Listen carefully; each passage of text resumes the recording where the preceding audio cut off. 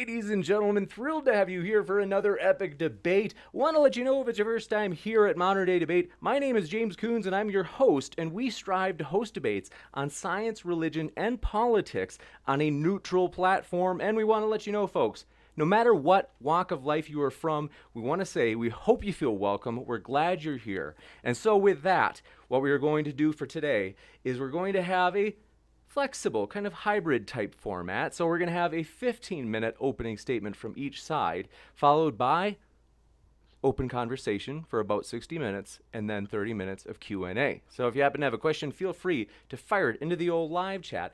And I'm going to introduce our speakers and want to let you know, folks, their links are in the description. So we're going to give them a chance to share about their links, which, as I had mentioned, they're in the description waiting for you right now. And so with that, we'll start going from left to right. We're going to start with Matt. And so thrilled to have you back, Matt. Glad you're here. And what can people expect to find at your link? Videos. Next. Betcha. No, it's a lot of videos. It's these debates, conversations about debates, and some teaching exercises on different subjects on how to better have these conversations, I hope. So. Absolutely. Well, thanks, Matt. And Dr. Josh, glad to have you. It's been a while. Thrilled to have you here. What can people expect to find at your link? Yeah, thank you for having me. Anything and everything about the ancient Near East and the Hebrew Bible. So we have language courses. You can learn Sumerian or Hebrew or Egyptian. And of course, we have lots of videos on different topics about the Bible and how it relates to the ancient Near East. So yeah, anything and everything in the ancient world. You got it. Thanks, Josh. And now, Stuart and Cliffe, glad to have you back. The real life father-son duo is what can we expect to find from your guys' link? We're thrilled to have you here, both Stuart and Cliffe. Yeah, James, thanks for having us back on. It's a pleasure, especially with these two guys. And at our channel, you can find, gosh, he's been speaking at college campuses for 40 years now. So videos going back for years and years and years. And basically debates on college campuses throughout the country. And we've broadened it a little bit to discussions with atheists, agnostics, businessmen, businesswomen. So we're trying our hand at everything since it's COVID season and we're quarantined so we don't get bored, So that's about the extent of it. You got it. Thanks, Stuart. And Cliffe, good to see you again as well. Linked below in the description as well, folks. How are you? How have you been? Very well, James. Thanks for having us. Good to see you, Josh and Matt. My pleasure. And so with that, very excited. What we'll do is the affirmative will be going first. And since the topic is whether or not biblical slavery is moral, we will have Cliffe and Stuart going first. And so thank you, gentlemen. The floor is all yours. James, thanks you so much for having us. Slavery is evil. We're not here to defend slavery. We are also convinced that the Bible does not condone slavery. Yes, it gives instructions regarding slavery. Yes, it gives regulations regarding slavery, but it does not condone slavery. Now, why is this an issue that we should be talking about tonight? Because I know certain people who say the reason that I cannot believe in Jesus Christ is because slavery is referred to and is talked about in the Bible. And I think that it's even condoned in the Bible. So there are 3 points I want us to make first off the bat. First of all, how do you interpret the Bible? Second of all, why is slavery wrong? And thirdly, the Bible lays the foundation for slavery being wrong. Is there a better foundation than the Bible for slavery being evil and wrong? First of all, interpretation.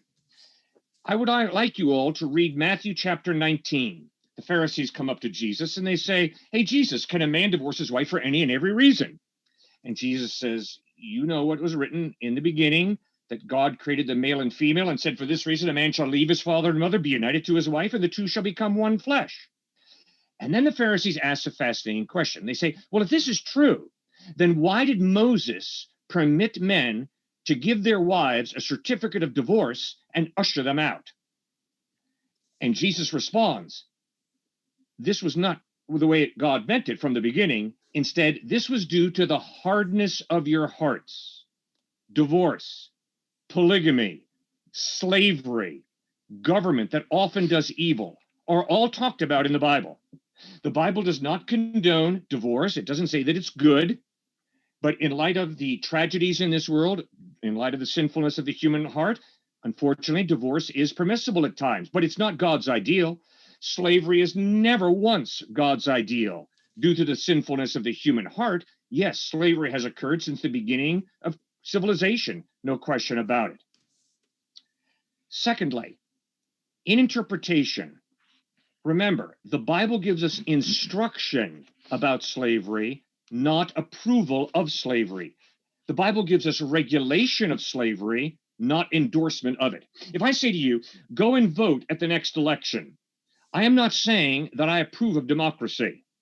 I'm not saying that democracy is the best form of government. I'm simply saying, go and vote in the next election. If I say to a soldier, soldier, follow orders, that does not reveal my complete perspective on war or the war that the soldier's involved in. It's simply a statement, follow orders, soldier. Now, there are a lot of instructions in the Bible about slavery. Deuteronomy chapter 23, verses 15 and 16 communicate crystal clearly that it is unlawful for runaway slaves to be returned. In other words, those of you who have slaves, you better take good care of your slaves, because if they run away, it's against the law to return them.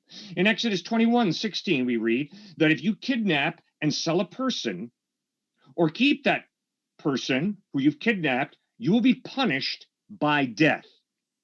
Obviously, you don't want to be punished by death. Obviously, therefore, you don't want to kidnap a person and either sell them to someone as a slave, give them to a person as a slave, or keep them.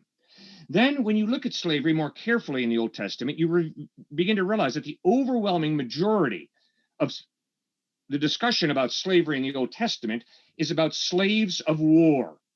In Leviticus chapter 18, verses 21 and 24, we read that God judges those people who have given their children up to the fires of Moloch.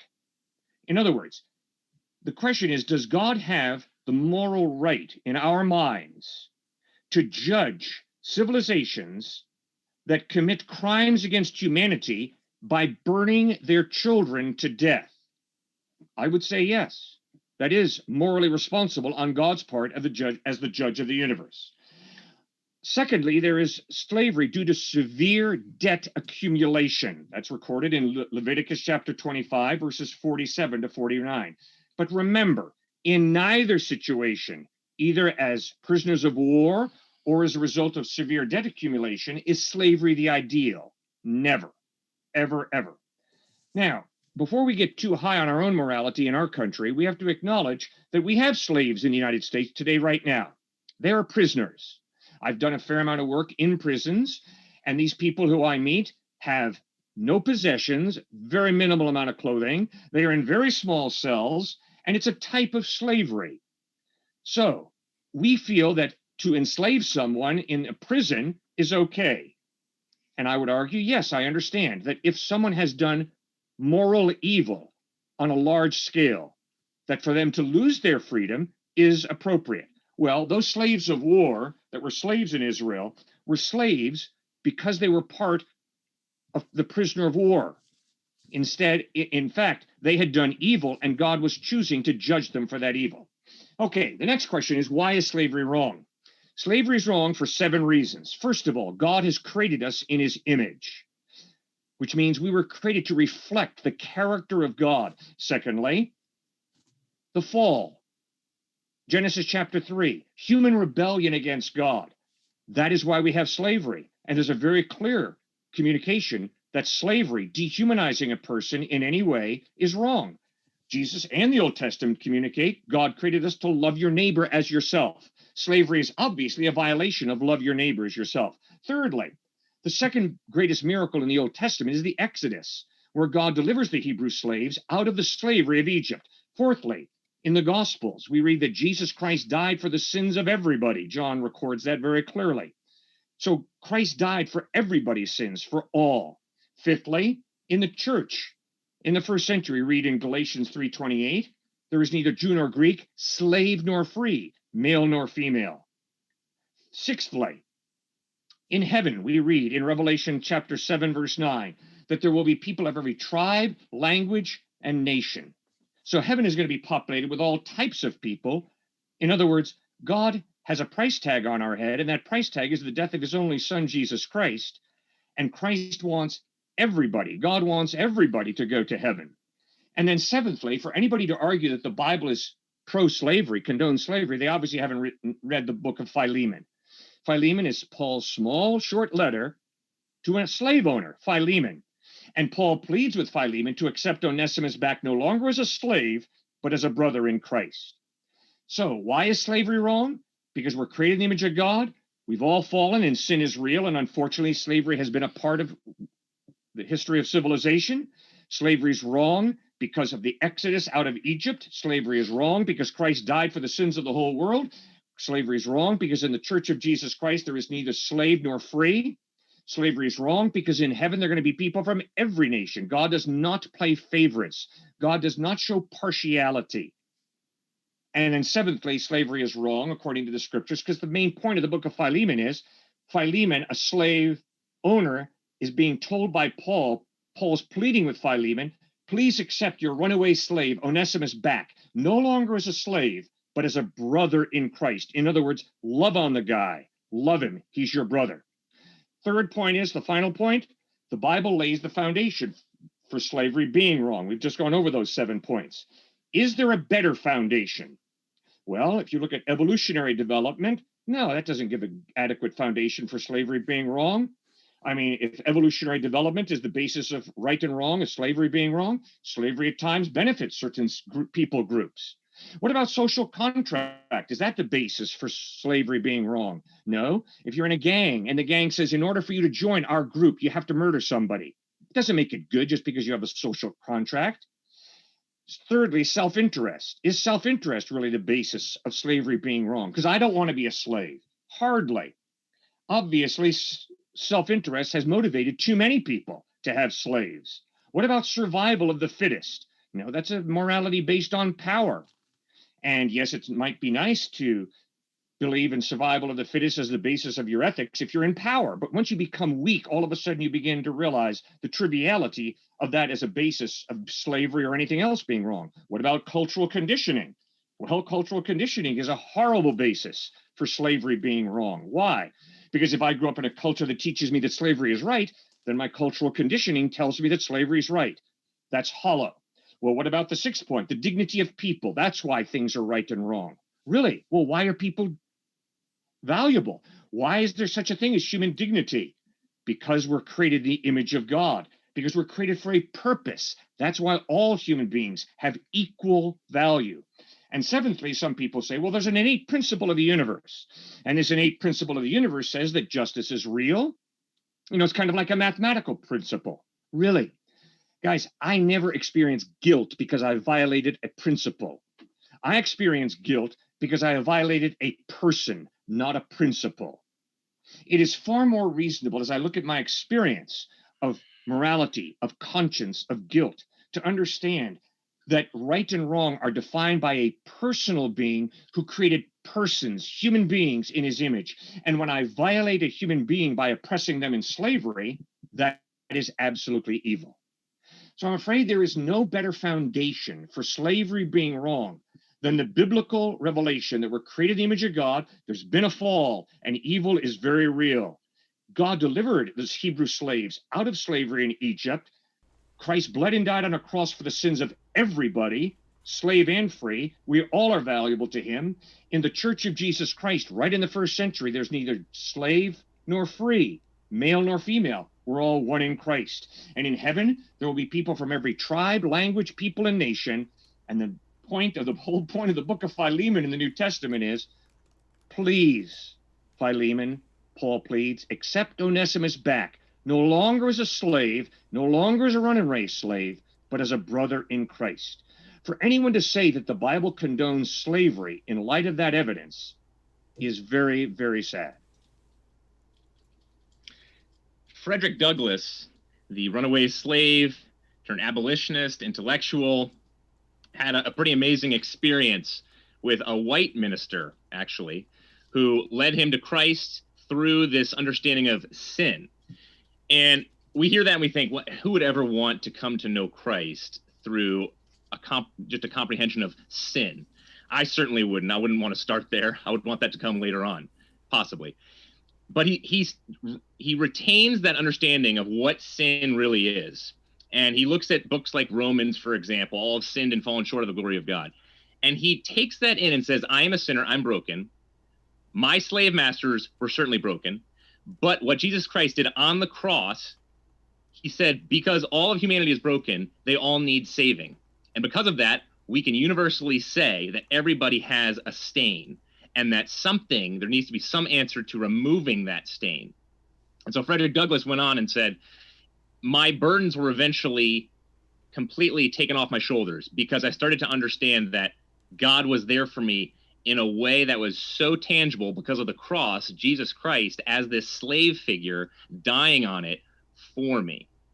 I think that's pretty powerful. For me, if I'm going to come at this issue, especially in understanding what African Americans have been through, I want to look at it through their lens predominantly. And I love to see that there are a few books coming out right now written by Black intellectuals on racism and slave issues specifically. And so that's kind of where I start. Secondly, I go to passages like Abraham and Sarah, their big mess up and not being patient and waiting on God's call and his promise for a child eventually to be Isaac. And so he sleeps with his slave girl, Hagar. Everything goes wrong. So obviously with slavery and with polygamy, so many issues in the Old Testament, you have description, not prescription. And we have that over and over again. And I think that obviously is true with much of the texts on slavery as well. And so God comes and clearly seeks out not Abraham, obviously at different times Abraham, but in this certain scenario, it's not Abraham, it's not Sarah, it's Hagar when she's on the run, when she's finally pushed out in Genesis 21, and she's fleeing. And in Genesis 16:13, she's actually the first one in the entire Bible to name God. So he gives her this opportunity as a little slave girl to actually name him. So a tremendous, obviously privilege, as well as this type of, it was known back then to actually name a God. I mean, Jews don't even name him today, obviously, with Yahweh. They leave letters out. That was huge. And that's a little slave girl. And so God obviously empathizes.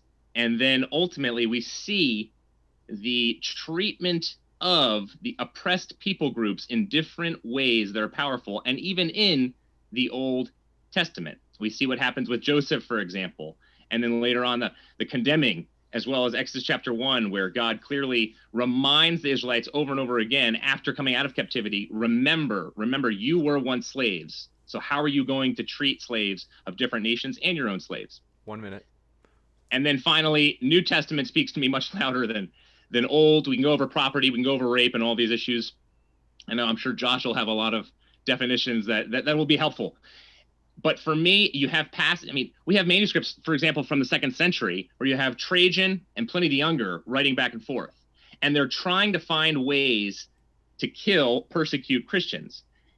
And they go and they actually take 2 slaves who are both deaconesses, leaders, those are the equivalent of pastors in the church, start torturing them in order to get information out of them. That's powerful to see that slaves were actually, also females, leaders in the church. Thank you very much. We will kick it over to Matt and Dr. Josh. Also, want to say I forgot to mention at the very start, folks, we are thrilled. If it's your first time here, consider hitting that subscribe button as we have many more juicy debates to come. For example, you'll see at the bottom right of your screen, we are thrilled that Pastor Doug Wilson, who co-starred with Christopher Hitchens in the epic documentary Collision, he will be debating the atheist professor Dr. Ben Burgess. That's coming up next month. So if you want a reminder, hit that subscribe button now. And with that, we'll kick it over to Matt and Dr. Josh. Thanks so much. The floor is all yours. So thanks so much, and happy to be here, and happy to see Cliffe again after so many years. Good to talk to Stuart recently, but I think most people watching this are probably familiar with things that I've said about slavery over the years, and I'm sure I'll have plenty to say in a minute, but I wanted to give Josh the opportunity to start us off, as I don't think as many people have heard his take on it, and I'll chime in afterward and then we'll talk. So go ahead, Josh, the floor is all yours. Thank you, Matt. All right. Well, I'm boring and I scripted mine, so here we go. Slavery is a term that often causes a certain amount of justifiable angst when discussed. Recent history here in the United States has shown us that the practice of slavery should remain only a part of our past.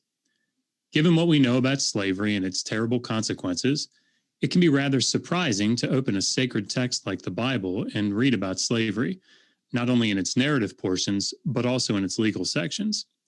How could a divinely inspired document contain laws that endorse a practice that we now know to be immoral? For some believers, these laws are part of an outdated system that has been superseded by the teachings of Jesus and the writers of the New Testament. Others have concluded that the Old Testament text was not divinely inspired and thus poses no problem for the believer. Still others seek to compare the laws in the Old Testament to what was practiced in other ancient societies, arguing that the Bible is progressive or revolutionary in its laws. Finally, some argue that the word slavery should not be used at all, as we are simply applying a modern meaning to an ancient term. What are we to make of all of this?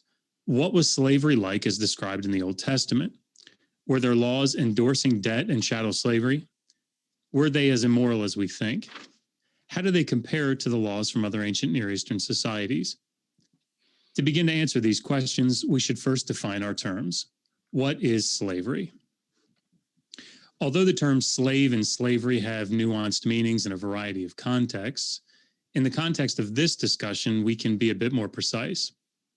For example, Gene Haas defines slavery in the Pentateuch as, quote, a condition in which a person is deprived of freedom, at least for a period of time, by being in subjugation to a master in order that the master may benefit from the labor of the slave, end quote.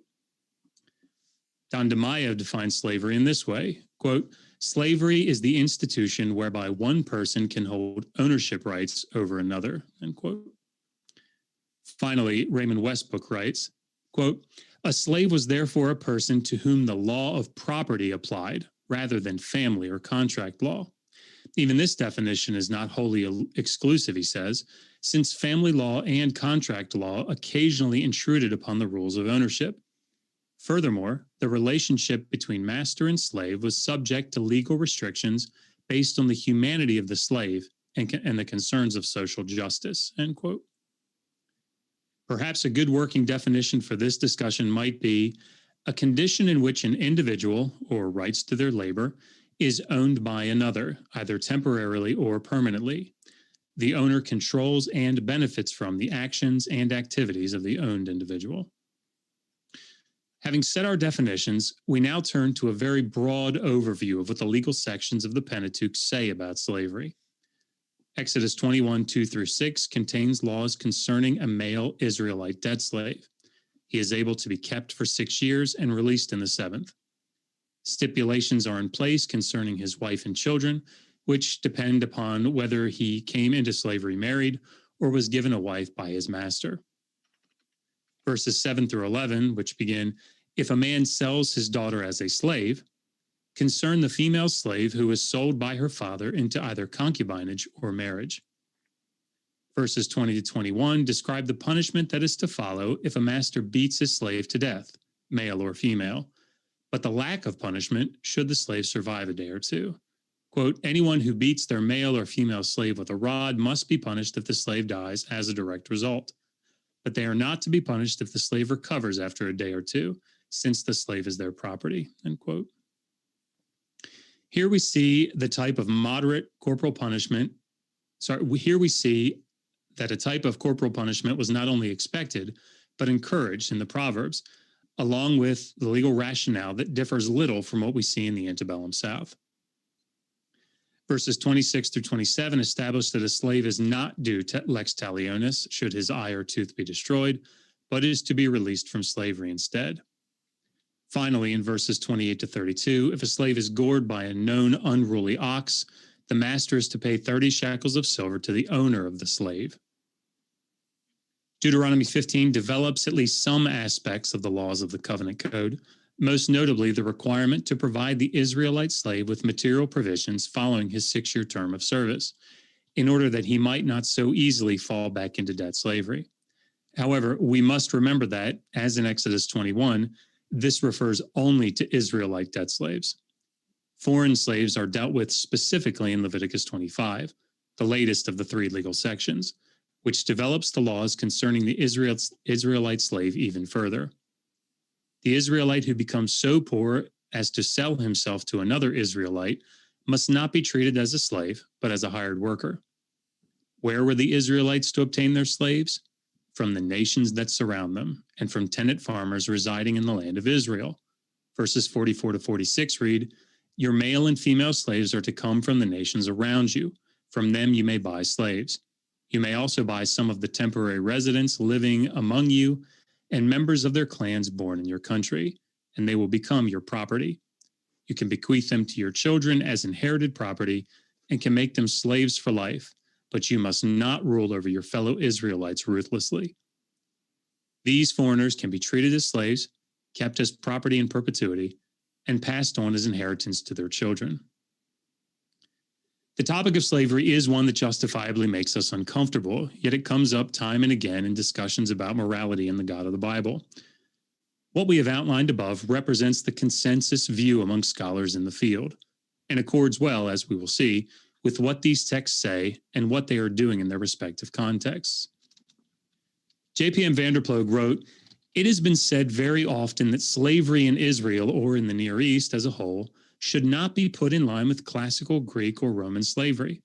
Slaves were not too numerous, and their position was very often that of unfree house servants.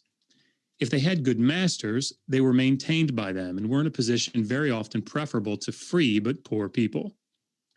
But in spite of this consideration," he says, "slavery was an evil." Although we know that the slavery that is described in the legal texts of the Old Testament differs little from what we see in the laws of other ancient Near Eastern societies, let us assume for a moment that they were different. Let's assume that the slavery in the Bible was only debt servitude, that all people were to be released after a period of time, that runaway slaves were not allowed to be returned, and slaves were not allowed to be beaten by their masters. It would still be slavery, people owning people, even if only for a period of time. How could this practice, which has been openly condemned in modern society, be justified as moral in any way? It would seem that the only defense would be to argue that a perfectly moral God endorsed its practice. Thus, it was moral because God declared it so.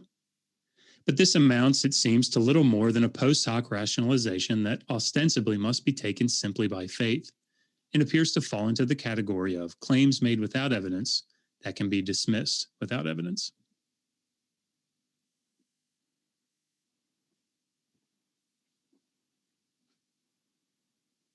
I'm sorry, I didn't realize that was the end of it because I wasn't following along. So let me continue with a couple things by means of what I'd already written down and what I'm potentially concerned about, because it surprises me that I could say, hey, let's have a debate about whether or not biblical slavery is moral, and somebody says yes. And so it confused me right off the bat, and what I anticipated is pretty much what we got, because the case that's been made essentially is that well, of course, slavery is awful, but that's not what the Bible sanctions. The problem is slavery isn't a job. You can't quit it. It's not a debt recovery plan. It doesn't deprive you of freedom so that, I can pay off the person I owe by working for someone else. By tying my life and my freedom to the person I owe is unjust.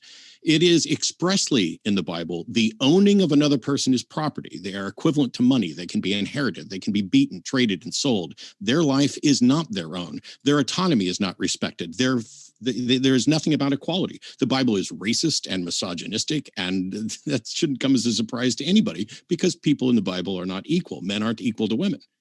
We have worked as a civilization to get rid of slavery, and including in its various forms where people don't even want to acknowledge that it could be roughly like slavery, whether it's indentured servitude and debtor's prison. We've come up with better ways to do all this, not the least of which is how we treat prisoners of war. And by the way, there's a huge amount of a huge assumption being made that the Israelites, who think that their God was sending them on a mission to run around slaughtering everybody and keeping all of the young virgins for themselves, that they were in the right. And so all of these prisoners of war who become their slaves, well, that's what they deserve for standing up against God. Everything about this, and it's not a surprise, and I'm not going to fault them for it, everything about this comes down to God says it's okay. So what's in the Bible supposedly isn't really slavery, and anyone who claims it is sad, according to Cliffe. But what's sad, truly, is cherry picking. What's sad is talking about God being nice to the little slave girl, Hagar, when the truth is the angel that was sent to Hagar sent her back to the person who was cruel to her. And I've said for many years that the only thing that God or anyone should ever say to a slave that has escaped or run away is good. And you should try to escape. And you should try to free as many people as you want. Because this is about individuals owning other individuals. It's not a proper implementation of debt or prisoner of war or anything. But biblical slavery isn't like antebellum slavery. Yes, it is. Not in every regard. It's not necessarily the same people acquired the same way, but in many ways that matter. You're according to the Bible, you're to buy slaves from the heathen that surround you. They're property. You pass them on. I'm shocked in some ways that there's even a debate here, but it's not surprising because what we've heard now is instead of, yes, biblical slavery is moral, what they've basically argued is, well, what you want to call slavery in the Bible isn't really slavery, and it's moral. And the problem is that the Bible advocates for owning people.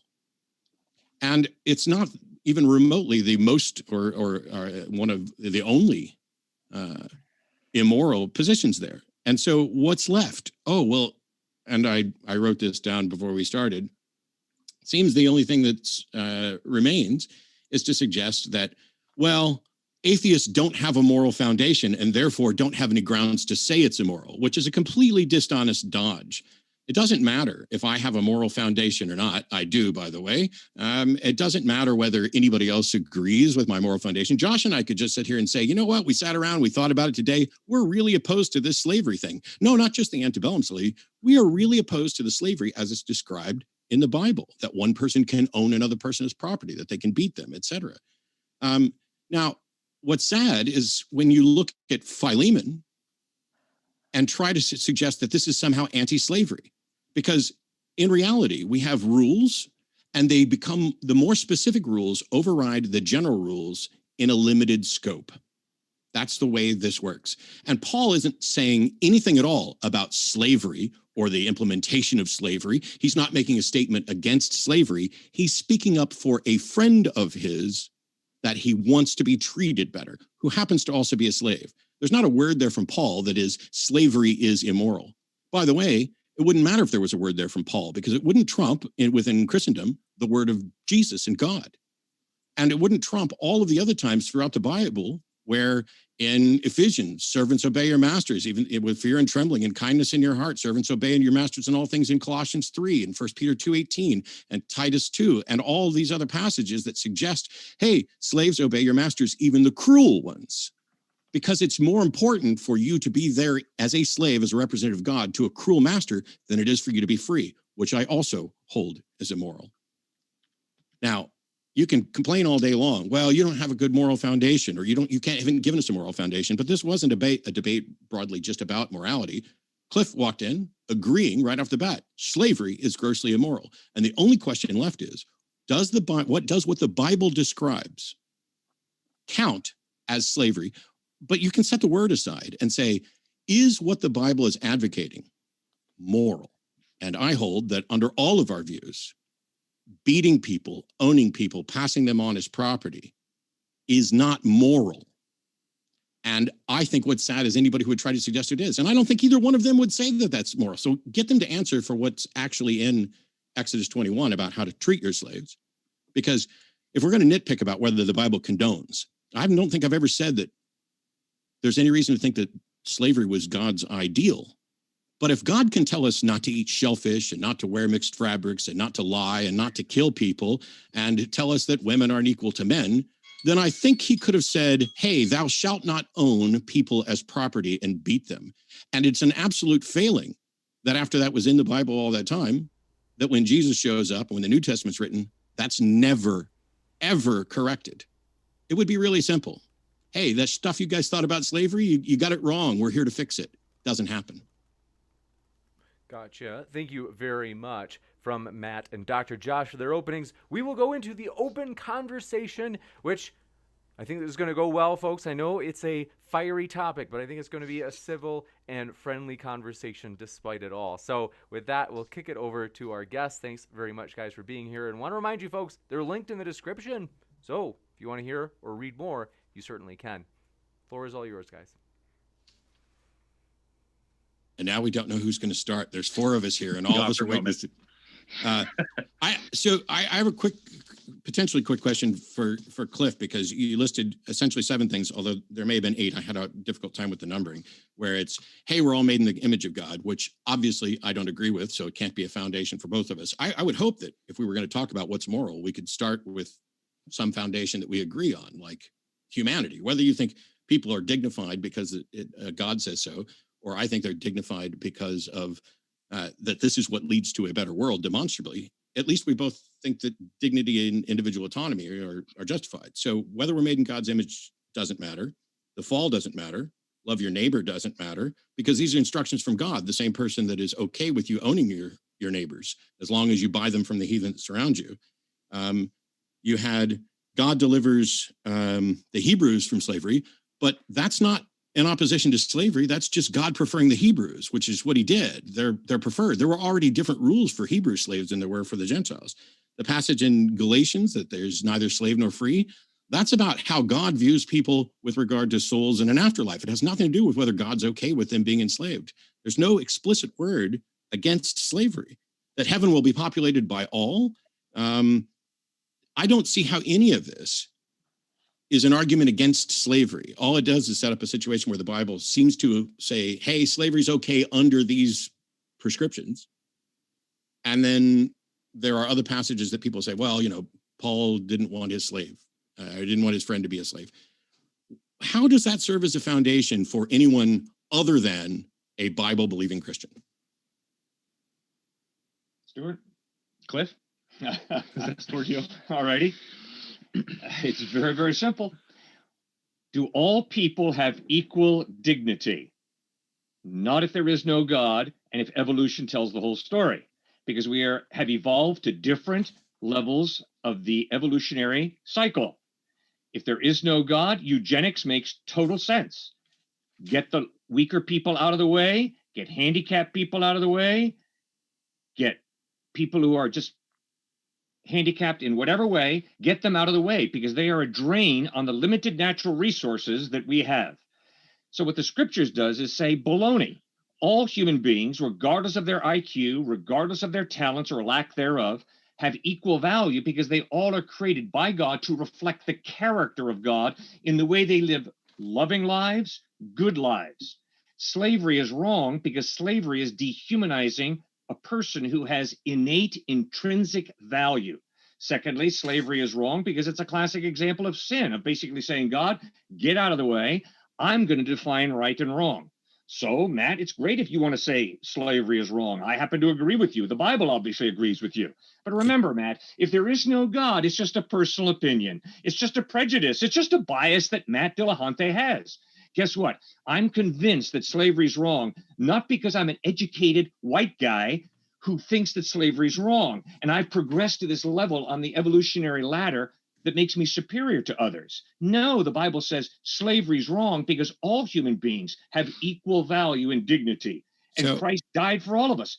And when it comes, Matt, to you saying, oh, God says all that Israel does is right. Come on, Matt, read the Hebrew prophets. You know very well, Matt, that God used first the Assyrians and then the Babylonians to judge the Israelites for their sacrificing babies, for their immorality. So please don't give me this line that Israel is God's pets. If that was true, then why did he sweep all the Israelites into captivity, first at the hands of the Assyrians and then at the hands of the Babylonians? Well, first of all, this is not remotely an answer to the question that I asked. The question I asked is, given all the foundations that you provide, how does that apply to someone who is not a Christian, who does not believe that the Bible is true? So basically, your entire case for biblical slavery being moral is a particular interpretation on your part of the Bible. Now, we may or may not agree on the interpretation, but all I was asking was, if there's someone who does not agree with the Bible, either your version or somebody else's version, how is that in any way a demonstration that it's wrong? You can disagree with whatever you want to. I can disagree with whatever I want to. The question is, if you're going to put yourself in a position of judging the Bible and the Bible's morality, then you better have a pretty good explanation of what's the basis of the morality that you're using to judge the Bible's morality. No, see, that's... And I have not heard that from you. So first of all, that's still not an answer to my question. And second of all, nobody has to have a better explanation than God said so in order to object to the things that you say God said, because I have no evidence that God said anything. All right, fine, Matt. It's real simple. You know, I often hear people say, God says it, I believe it, that settles it.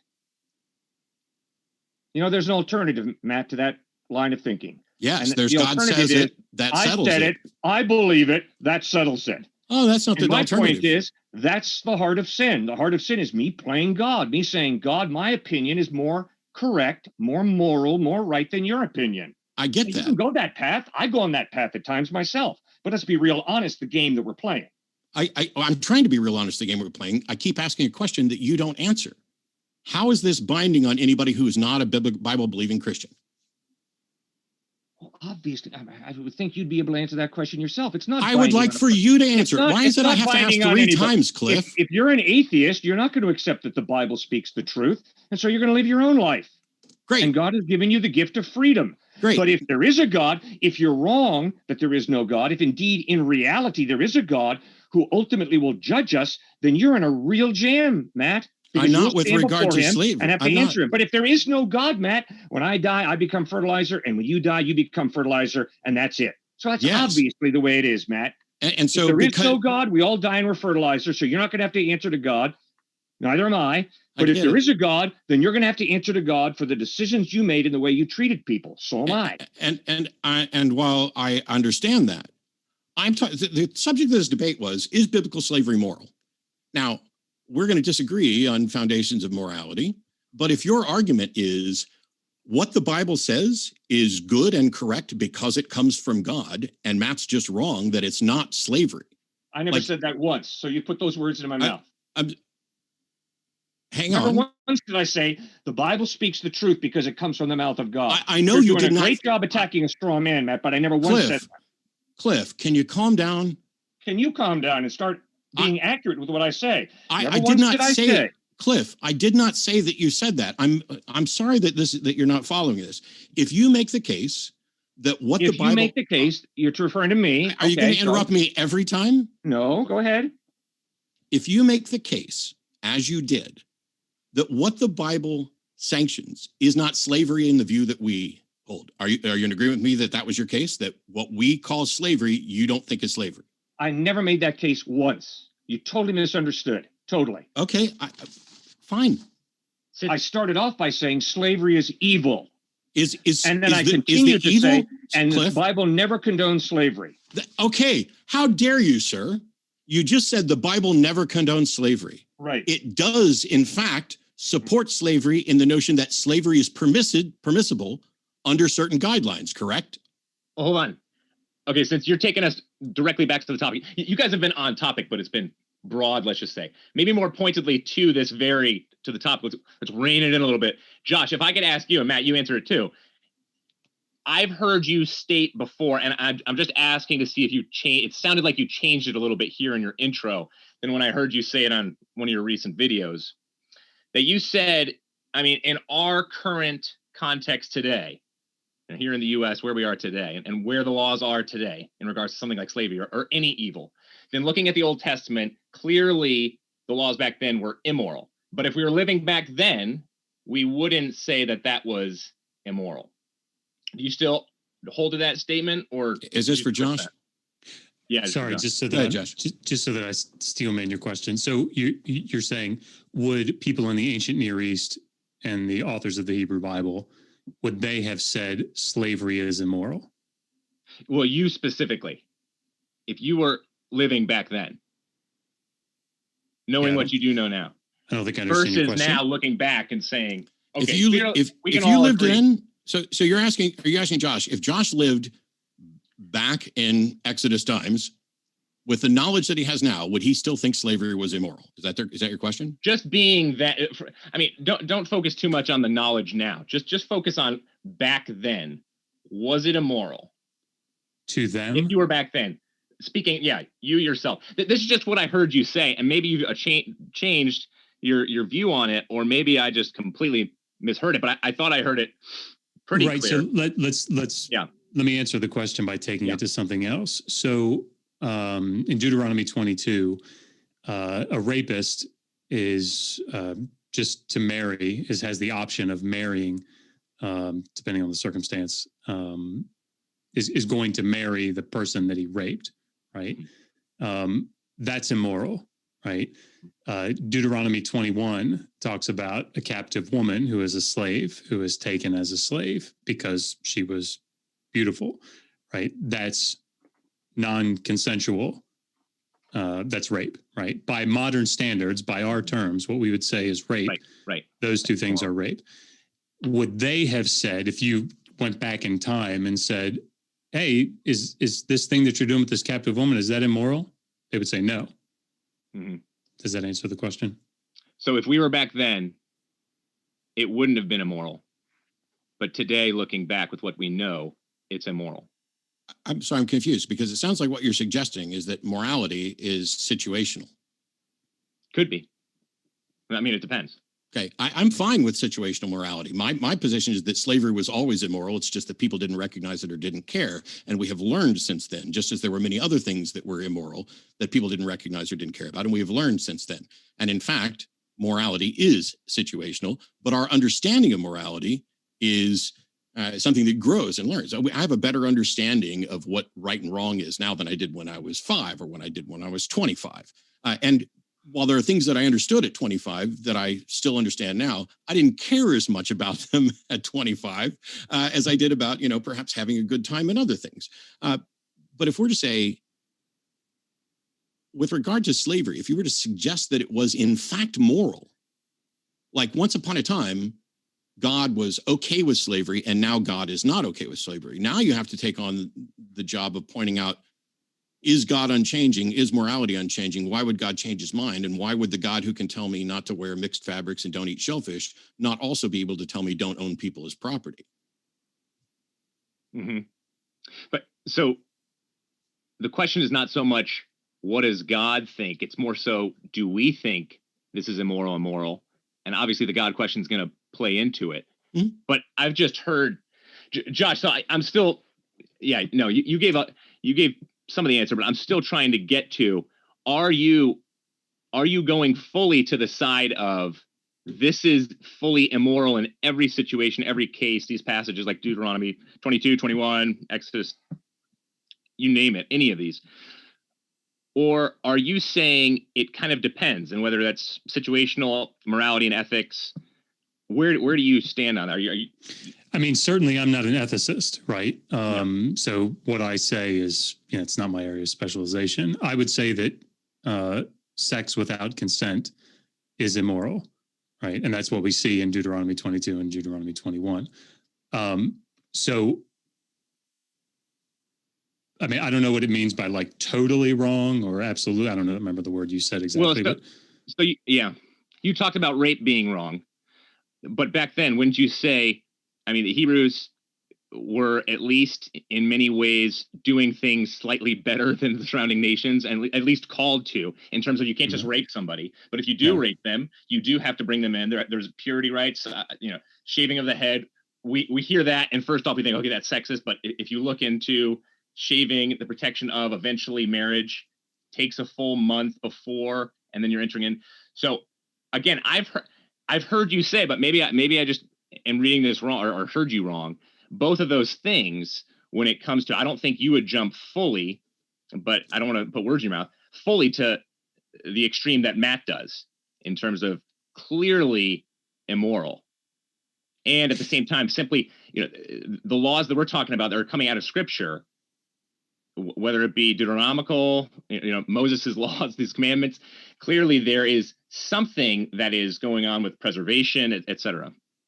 It's two things. One, the Israelites and the legal system that is seen in the Pentateuch is very similar to, almost indistinguishable from, in many ways, what you see in the ancient Near Eastern law codes. In some places, for example, with slavery, something like the laws of Hammurabi are actually a little bit better, right, than what you see in the biblical text. So there's release after 3 years for a debt slave in the laws of Hammurabi, as opposed to 6. for the Israelite. But I mean, on par, you can read somebody like Raymond Westbrook, and he's going to make the argument that there's sort of an international legal tradition that stands behind this. And that's sort of consensus scholarship, right? That there's really not a big distinction. Now, the distinction that you will see from a humane standpoint, you'll see in the book of Deuteronomy, but it's only with respect to the Israelites. So that's, it's a caveat that I want to make. So you see something in like Deuteronomy 15, where the master is supposed to not just set the slave free as it was in Exodus 21, but that passage has been developed where he's supposed to lavishly, the word there is to like, it's an idiomatic thing, put a necklace on, right? It's to lay on them lavishly all these goods and possessions and things so that they don't fall back. But that's Israelites. So, yeah, I mean, so I don't remember what the second thing that you said was, but that is, I would say it would be a bad thing to say, or an incorrect thing to say, the Israelites are very progressive, right? Or they're ahead of their time, or they're so much better than the surrounding nations. Yeah. Anyway, sorry. But what we have in the Pentateuch, is it necessarily legislative? Is it prescriptive? I mean, there certainly doesn't seem to be a consensus on it, because you have like Christine Hayes, for example, says the law was not prescriptive until beyond the Ezra Nehemiah time, or Finkelstein talks about these are royal apologia and testaments or propaganda pieces to exalt the king. Yeah. So let me just, because I know that the debate. So we have to be really careful here, because I hear a lot of people sort of stepping in and out hermeneutically, right? So if you're going to take the Pentateuch, for example, as a divinely inspired document, and when the text says, God commands the people X, the narrative is describing God commanding, prescribing, right? That's what the narrative is doing. Now, what you're describing with Christine Hayes, Raymond Westbrook, Finkelstein, these people are looking at this and saying, and certainly not just based on the Hebrew Bible, they're looking at all the older law codes, right? They're not codes. The laws of Hammurabi, the laws of Ornam, the laws of Eshnun, Lipit Ishtar, the Middle Assyrian laws. All of these are royal propaganda pieces in a sense, right? So how you use them, without getting too far into this, looking at them as legislative or normative, that's not what they were. The problem is, from a hermeneutical standpoint, from an interpretive standpoint, you can't have your cake and eat it too. So you're either going to say this is not a divinely inspired document, that is actually God commanding things, and that it's actually just a royal propaganda piece, or scribal propaganda piece, or it is the inspired word of God. And in that sense, going with the narrative says this is God's commands. Does that make sense? Right, because you would say it's an inspiration versus just your worldview. So it gets into, is this thing inspired? Is it fallible? Is it inerrant or not? So it sounds like you're saying that all these folks are kind of fit the mold of the liberal theologian in many ways, because they would push back against inspiration. No, I mean, I would say, so biblical scholars and ancient Near Eastern scholars, evangelical and liberal alike, will say that ancient Near Eastern law codes, including the Hebrew Bible, fit that pattern, right, of non-normative, non-legislative texts, right? Where they go theologically is, a different thing. But the problem that I see, and Matt, I promise I'll stop. So you can talk. I'm fine. I have lots of stuff to say, but I'm fine. And part of the Cliff and I are sitting here going, we have almost the same pose. Part of the issue here is, like you mentioned, the Canaanites, for example, or the surrounding nations, or the nations that were in Israel proper. If you're going to go with the narrative and say they're wicked and they're doing child sacrifice and brazen altars and burning, children alive, you're going with the narrative, right? You're going with the Old Testament narrative, the narrative of the Hebrew Bible. So there's conquest, there's an exodus, right? That's the narrative. So if you're going to go with that, then you have to go with, to be consistent, you have to go with Sinai. You have to go with what's going on there with the laws. The problem is that we know that the Canaanites weren't these wicked people. We know that the Exodus isn't what the biblical text portrays. Like, this is consensus scholarship. So you either have to distinguish them and talk about them in different realms and make sure that you're consistent within them. I mean, that's what you have to do. Either talking about the narrative or talking about what we know historically. don't want to take you two a bite at the bit. Well, and that's interesting to talk about, how did different people look at this? But I mean, for me, the question of the debate is really simple. Is biblical slavery immoral?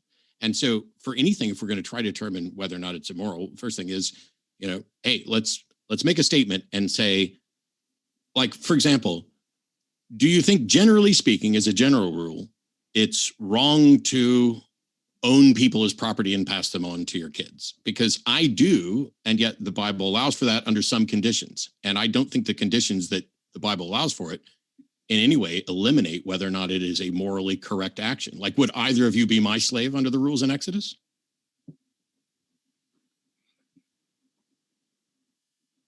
Well, I think that ends the debate right there. Thanks. I would genuinely love to. Depends, Matt. Okay. I got to get to know you better. Well, no, but no. Do you think the slaves got to make a choice about whether or not they knew that person better? I mean, but now we're getting into slave, right? Now we're getting to slave, servant, eved, doulos. I'm not worried about the word. Dissect all of that before we actually just hop in. Let's go with it, man. I'm happy to, but I'm talking about the position where someone is owned as property. So, for example, if among the people that you potentially could war with, do you think we should enslave the leftovers? Because I don't think that's moral. But what's worse is that the Bible doesn't even advocate merely enslaving the leftovers. The Bible advocates in Deuteronomy 20:10 that you should go and proclaim peace to a tribe or a city that you fight with. And if they agree to peace, then you enslave them. That's verses 10 and 11 of Deuteronomy 20. How is that moral? You have a basic presupposition that I disagree with. And that basic presupposition that you keep on banging on is because the Bible says it, that makes it true and good and moral. I started out with Matthew 19, guys. And in Matthew 19, Jesus is not saying that divorce is good. Can you connect slavery? Can you connect slavery to Matthew 19? Absolutely. It's a basic principle of interpretation, which says just because there are laws in the Pentateuch that communicate if you're going to divorce, then you need to give your wife a certificate of divorce, doesn't make that God's ideal. Nobody said anything about ideal. We're talking about permissible, Matt, not who just ideal. Interrupted who here, Matt? That's fair, but you're repeating the same thing that we've already addressed. Who just interrupted who, Matt? I interrupted you. I fully acknowledge that. All right. Okay. Go ahead, Matt. You're at the floor. Oh, wait. Let me take a side of it. I'm saying that something is immoral. What difference does it make whether or not it was God's ideal? So you're talking about the suzerain and vassal treaties, right? And so if you think about, for example, Joshua in Joshua chapter 10, where Israel is supposed to, as the suzerain, help out the vassal, the Gibeonites. And they end up doing that in a very peaceful, and we can actually even use the word love, going back to this vassal suzerain terminology, starts in Genesis with God and man, and then even in regards to Pharaoh, it's used. But then there's another place in scripture outside of Joshua where the suzerain, being the Israelites, don't go and save the Gibeonites, and God punishes them for that. And so there's clearly a connection there where God is calling for that loving relationship where you are helping out those who are less than you. Okay, so two things. One, Deuteronomy 20 is very clearly distinguishing, right, those that are afar and those that are in the land of Israel, in Israel proper, right? So those that are afar become corvée labor if they submit. Best case scenario for them, right? They become mas, which is the Hebrew term for like tribute, corvée labor, right? So what Solomon does with Israelites and what Solomon does with foreigners, and this is something that you're forced to work, right? I don't think I wouldn't consider them slaves proper according to the definition that I gave earlier, but they're corvée labor, right? So what you see with the Gibeonites also is not like the Gibeonites, that was in the narrative, the best case scenario for them. They either stay under cherem, right, under the ban and are annihilated, or they trick the Israelites and become like these water carriers, right? So they're corvée labor. So I think we need to be real honest about what the narrative is saying. This isn't like we wouldn't do this today. We wouldn't do it. Right. And I see, if this is going to be the big part of the debate, this is where I agree with you. We are not going to be operating in the same way that the Israelites, Canaanites, etc., operated back then. We do not want to operate that way. I certainly hope not. But I mean, you brought up Solomon, and when Solomon talks about in Ecclesiastes, for example, Josh, when he had in-home slaves, and yet clearly in Ecclesiastes he says, be wise in how you treat them with love and respect, sacrifice for them. I mean, wasn't that pretty unique to that day and age? No. And I mean, you can, so that's not humane. Oh, sure. I mean, it's more humane than beating them mercilessly, but that's a low bar. But if you're going to do that, then you would have to say the law in the antebellum South was humane. Mm-hmm. And we know that it wasn't, right? The law in the antebellum South said, look, you can't murder your slave. Masters can't just murder their slaves, and they can't beat them except for moderate correction. That's the most. If you abuse your slave, if you beat them more than moderate correction, well, I mean, there's serious punishment. If you kill them, it's like murdering a free white man, right? So, of course, that's not how it played out, right? There was significant loopholes that the people found in that. But the point is that if we're going laws and and comparing those, like, I don't think anybody would want to make that argument that that legal stipulation that's there in the antebellum South, like post-revolutionary antebellum South, was somehow, and that's not my area of expertise, I want to be clear about that. But like, we wouldn't do that, right? And it's I think we would look back at that and say, but it's the same rationale. It's the same legal rationale that you see in Exodus 21. I have a side question that gets back to basically Cliffe and I are going to argue back and forth about this whole thing about whether it's God's ideal or whether the Bible condones it. Now, condone means to accept or allow. The United States condones the drinking of alcohol by people over the age of 21. That does not mean the United States is saying, oh, it's ideal for people to drink. It is talking about what is permissible, what is allowed. And the same thing applies if God or the authors of the Bible or somebody's interpretation of what the authors of the Bible meant or what God meant, whatever, say that you can in fact have slaves, you just can't beat them too much, and you have to let them go under certain circumstances. I'm not saying and have never said the Bible says slavery is God's ideal. That is a ridiculous straw man. Mm-hmm. But the Bible absolutely condones, and its legalistic notion is condoning slavery within certain limits. And I'm saying what the Bible allows for, we'll call it biblical slavery, biblical servitude, whatever, is in fact immoral. And we all agree to that. Like, I would think we would all agree that owning someone as property is in fact immoral. In other cases, I stood one day, this won't surprise either one of you. I stood one day at a debate, and there were 4 apologists who I was not debating, but who came to watch. And I won't give you their names, although you know some of them. And one of them asked a question about slavery. And for the next 20 minutes, all 4 of them offered 4 different rationalizations and excuses and understandings and explanations for slavery. And I just looked at them and said, when you guys figure out what the actual right answer is, come back and present that to me, because I'd rather debate the one right answer than 4 views about right answer. But if the Bible says you can have slaves as long as you do it this way, how is that not condoning slavery? The Apostle Paul wrote, obey the government. It was the government that separated Paul's head from his body.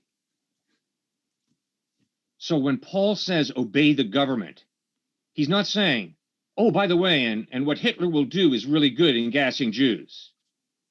No, he's addressing a fallen world. And that's why one of my points was the fall. The Bible addresses the very real existence of evil. Not every government is good. And when governments institute slavery, the Bible is not saying that that's good. And when the government says decapitate the Apostle Paul, that is not good. And when Nero lit his gardens with Christian martyrs on torches, the Bible is not saying that that is good. And when the Bible says that marriage is to be a lifelong commitment between people, and then says, okay, because of the hardness of people's hearts, yes, divorce is going to occur, and Moses permits it there in the Old Testament, And when the Bible communicates that all people have been created in the image of God and all people have equal value and dignity, and then it begins to instruct people about how to control slavery, not approving slavery, but acknowledging that in a fallen, sin-cursed world, slavery occurs, divorce occurs, government cut people's heads off.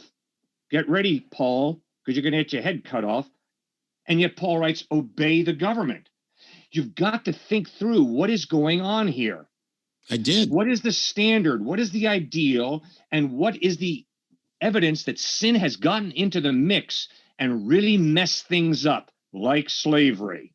It just sounds like you're saying that the Bible condones things that God and the people knew to be immoral, that are in fact immoral. Because God could just... Why isn't there an 11th commandment that says, thou shalt not own another human being as property? And instead, the Bible says the exact opposite. Now, And why do not? not, do not it's- steal was actually appealing to chattel. And do not that's steal a man or woman. nonsense. Well, that's, it's- Oh, it was. it's No, Jay it Williams. wasn't, but no, That's it Back wasn't. absolute me up nonsense. here, Josh. Go ahead, back him up, Josh. Yes. I'll bet you money. So two things. So Exodus 21:16, Deuteronomy 24:7, right? This is about the unlawful taking of someone else's property, right? So don't steal somebody else's car does not mean don't own cars, right? So we have to make sure we have that distinction in mind. Shoot. What were you guys talking about just before this? Sorry. It's an old joke from my grandma. Sorry. Leviticus 25. I'd be interested to know, because this is a problem for this sort of idea of God progressively enduring the sinfulness of man. The reason I asked you about Matthew 19 and making a specific connection in the biblical text between Matthew 19 and that principle on slavery is because of this in particular. So Leviticus 25 is the last, arguably, I think that's consensus scholarship, of the three legal sections in biblical text, the holiness code, right?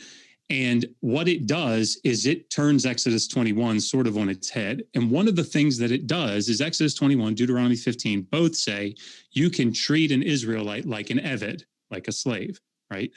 Leviticus 25, 39 to 43 says no more. You cannot treat an Israelite as an eved, right? It shows the progression and how they fall into poverty. And if they get to the point where they sell themselves, it says you're no longer allowed to treat a fellow Israelite as an eved, as a slave. You have to treat him as a sachir, which is like a hired worker, right? So then verse 44, it fronts, the grammar fronts this and says, so as for your male and female slaves, whom you will have, right? You're going to get them from the nations around you. You're going to get them from the tenant farmers living in your midst. So I think the problem for this sort of progressive idea, aside from the fact that the New Testament authors don't condemn it and that the early church wrestled with it like crazy, right? You can read Jennifer Glancy, you can read Ronald Charles' recent 2020 publication on this. But aside from that, God does seem fit in the narrative of the text, in the legal section of Leviticus 25, to say, at some degree, at some level, it's not good to be a slave, and you can't treat the Israelites like slaves anymore.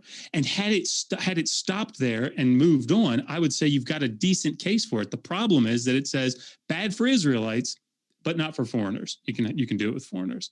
So that's a weird idea, not an ethicist, but it's a weird moral perception. Sure, but even if you dissect the word Hebrew, I mean, you get way more understanding of social classes rather than different.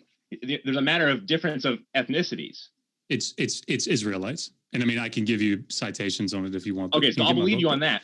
But yeah, even the word slave, I mean, I'm going to believe you on a lot of things. Actually, sorry, you did just write a book on this. It's my wheelhouse a little bit. Sorry, right. That sounded really arrogant. Sorry. No, absolutely not. Come on. 800 times the word slave, ebed, comes up in the Old Testament, right?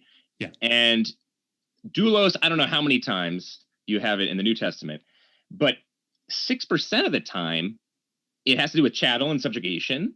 Mm-hmm. And the 94% of the time it has to do with more servitude. Mm-hmm.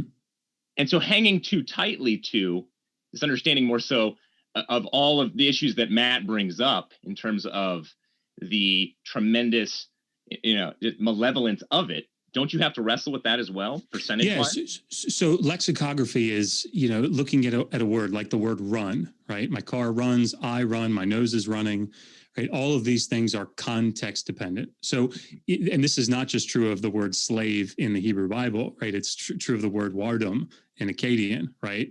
Or like Gemma in Sumerian, or Arad. But the problem with this is that the context is what's driving the meaning of the term. So you're absolutely right. There's no question. If you read through the Amarna letters, for example, in the 14th century, you see like the Canaanite kings that are living there in the land, like Rubadu or something. They're writing to the Egyptian pharaoh and saying, "Your slave writes to you," right? It is a king. He's not a slave, like we're defining this term, but that's how he's using that term, right? So there's great fluidity with the word slave. David is a slave, right? The servant in Isaiah, the slave in Isaiah. Mm-hmm. So the question that one has to ask is, what you can't do is say, well, look, it often means this, like really elite sort of person. So that means it has to mean that here. That's not how lexicography is done. Lexicography is what is in the context, what is being described. And in a place like Leviticus 25, 44 to 46, or even broader context there of the chapter, Eved there means someone who is owned as property. They're passed down as inheritance. They serve olam, right, in the Hebrew, forever, into perpetuity. They're owned as achuzah, the Hebrew word for property, landed property. It's the only place it's ever used as people. Or for people. So yeah, I mean, it's definitely context dependent, but the context demands it in these cases that we're discussing, in my opinion, and in consensus scholarship. Sorry. Property. Yeah. Since you guys keep bringing it up, this is for both of you guys. That was the first one that stuck out and hit me between the eyes too. But I mean, in doing a little bit of study here, in the book of Ezekiel, when God is considered property, it's considered the inheritance, possession. I mean, if you're going to take property with the definition that we're giving it, then all of a sudden we're calling God chattel. So Ezekiel 44, sorry. 44, yeah. Yeah, so Ezekiel 40, yeah, 44 to 48 is, Ezekiel. yeah. Gosh, I should get through this list and then you can blow all of them up. But let me just get through a couple of these. Sorry, go ahead. No. So the second one would be, it's the language. So like, I'm a James Harden fan. He was just traded. A player is traded. We use the language again today. That's not Paul Copan. We could use Copan in another way. So I wouldn't say property is referring to a piece of dirt or a piece of furniture. So it's not sinister. If silver was involved, then it would potentially become that. Then we could say, yes, they are dirt in many ways. Or, I mean, again, it's they weren't seen as disposable goods, but only as the economic output. And I think that does say something. And you have to dissect property before, just from Matt's way of saying, hey, here in our American understanding of our culture today, you want to be my piece of property, my piece of meat? Actually, that's not what I said. I don't care about America or our understanding today. I asked if you would be my slave under Exodus 21's rules. All right. Well, let me just dissect these two real quick, and then I'll be quiet because I've talked way too much. So the word achuzah, there are two words that we see in these passages that are translated as property, right? In Exodus 21:21, you see the word kesef, which is like the word silver.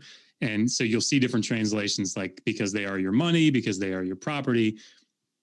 So the word property there is absolutely fine, right? There's no problem with that. That's a debt slave. Debt slaves are there because that's why they're called their kesef, right? That's their silver. That's the form of payment. So, but the word that you're describing that's in Ezekiel 44 is the word achuzah, which is what shows up in Leviticus 25, 44, 45, 44 and 45 or 44. Anyway, in that section. That's about chattel slaves. Now, what Ezekiel is describing is Ezekiel's talking about in that section, the priesthood. And one of the things that, as you guys probably know this, there was a tribe of Israel that was not given landed property, that was not given specific land in the nation of Israel, like all the other tribes were, the Levites, right?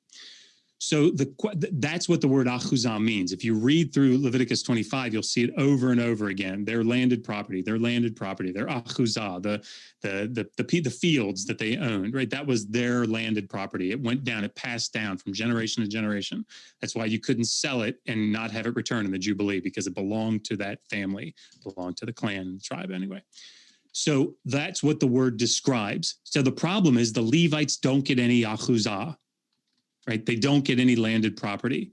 So what Ezekiel is saying in Ezekiel 44 is, hey, Levites, you don't get achuzah, but don't worry about it. I'm your achuzah. How am I your achuzah? I'm going to provide you. All the Israelites, for example, are going to bring sacrifices and provide for you. Like, you don't have to go out and be your, work your landed property. I'm going to be that. I'm going to take care of that.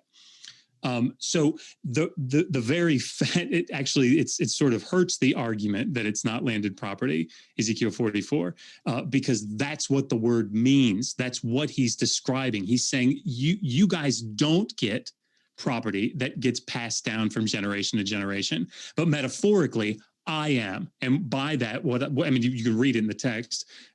He's talking about what they get because of his provision, right?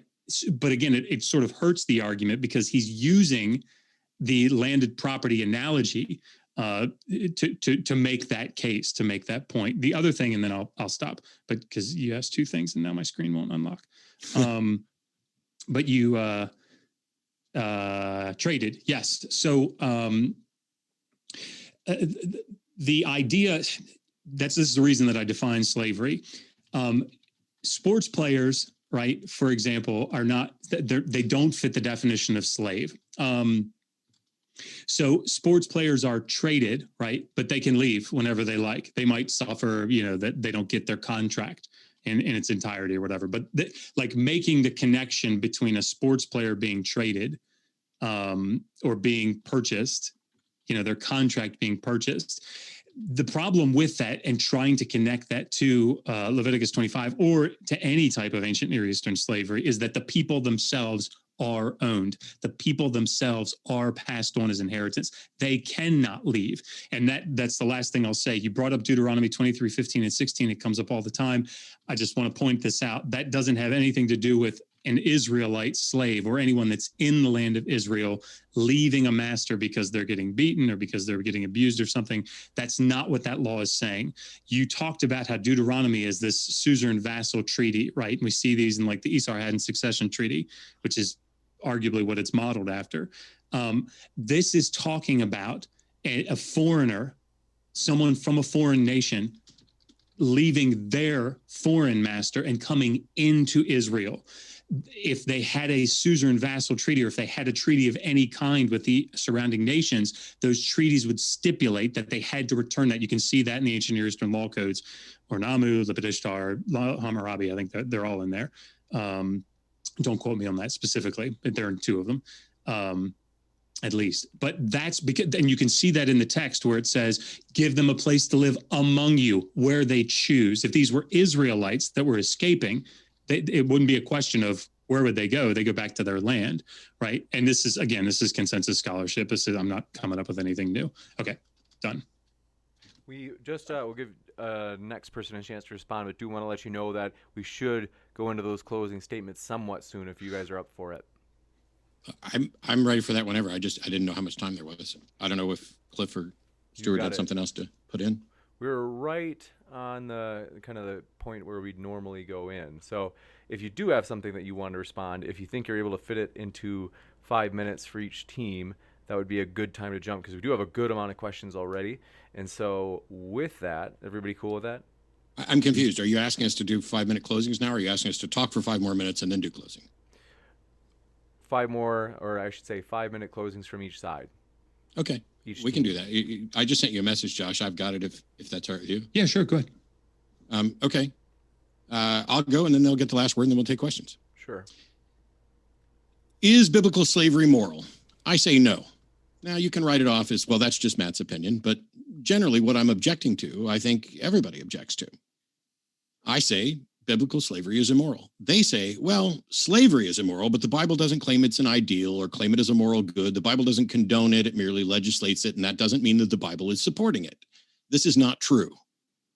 The Bible permits owning slaves. It permits owning people as property. It permits subjecting them to inheritance. It allows you to beat them as long as they don't die within a day or two. It was legal under Jewish law.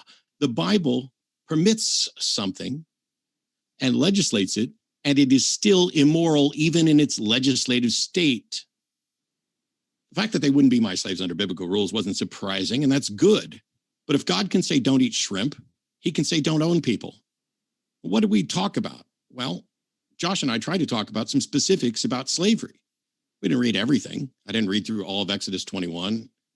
We didn't go into great detail about the fact that there are different sets of rules for Hebrews and non-Hebrews, different sets of rules for male slaves and female slaves. And also that immediately after saying you have to let your Hebrew slaves go after in the 7th year, it also tells you how to trick them into being your slave forever by giving them a wife, because the male slaves go free, but the women don't. So don't tell me that the Bible and God is the book about equality, because men and women aren't free. Jews and Gentiles aren't free. The Hebrews are selected people. There's nothing in there about equality in the grand sense. There's equality in the sense that they want to point to passages. We went to specifics about slavery. They went to general statements that didn't address slavery, but talked about love, talked about God's image, talked about all sorts of things that might be a general, hey, we can do slavery better, or we can do better than slavery. And the slavery in the Old Testament isn't the worst slavery we can imagine. Hey, we were trying to make sure that they treated their slaves better, when that's not worthy of applause. What's worthy of applause is getting slaves free. They went to the general statements. We could do better. Jesus loves everybody. They're all going to get to go to heaven. God doesn't see free or slave. Well, hoorah.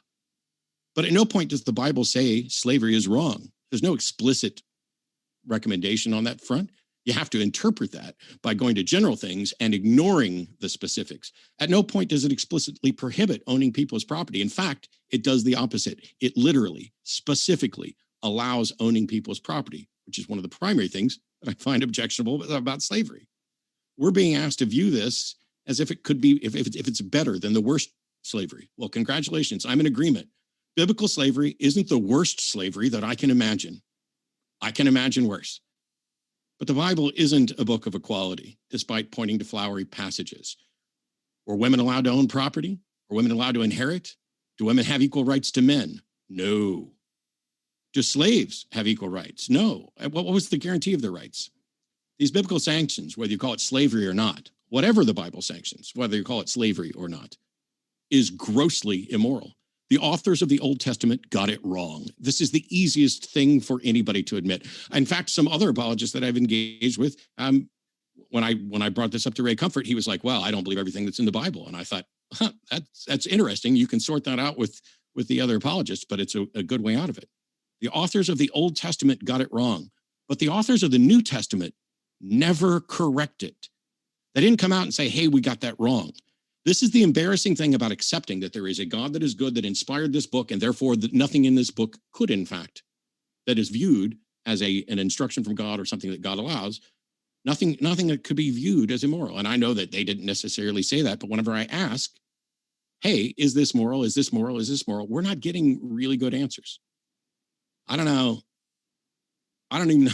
I'm baffled in 2021 that anyone could suggest that the Bible doesn't, in fact, condone slavery. Doesn't say it's the perfect ideal or anything.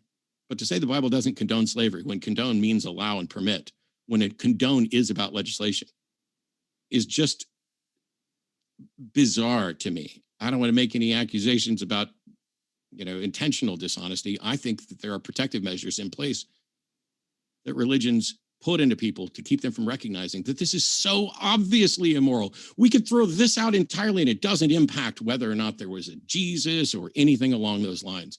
Why is it so hard to admit that ancient people got something wrong, that they advocated for immorality? Because it's not just slavery that's immoral in the Bible.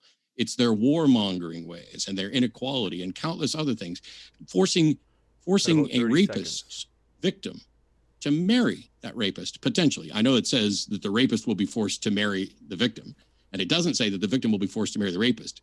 But that's because the victim's views and consent are never involved. There's so much wrong with the Bible.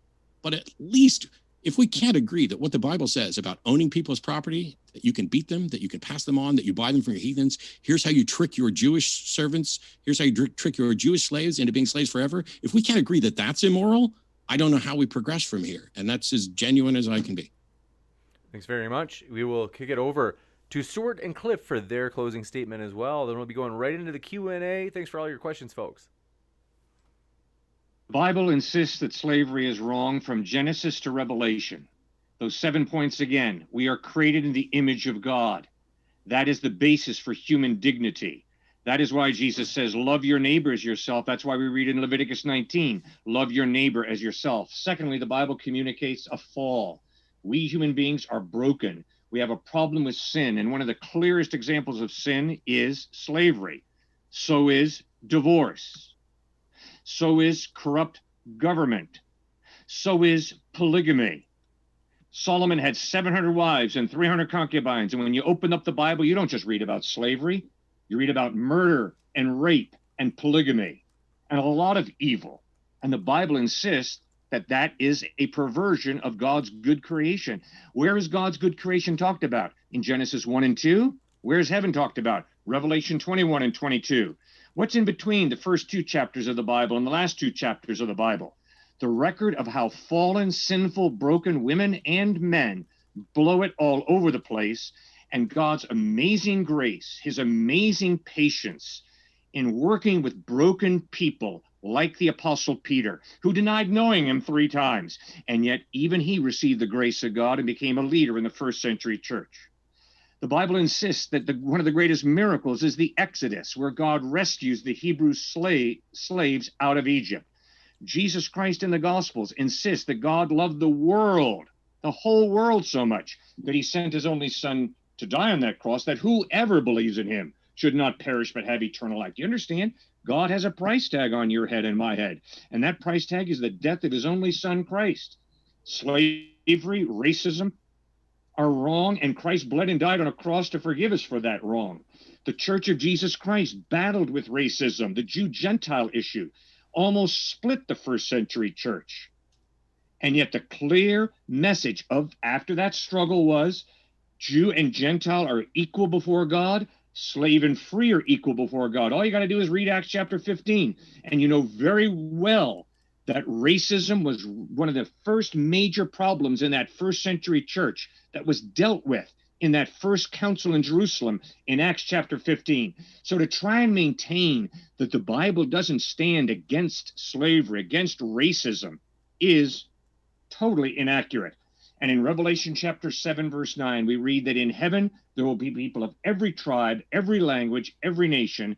And the Bible gives a whole book, the letter of Philemon, to pointing out how slavery is wrong. Now, Paul is not going to lead an armed revolt against Rome. He didn't do that to save his own neck. And he didn't do that to abolish slavery. But he communicates the love of God, the love of Christ, is at the root of abolishing racism, abolishing slavery. Was it difficult for the first century to agree with that? Of course it was. The Jew-Gentile issue almost split the church in the first century wide open. And the Bible records that. But that's not God's ideal.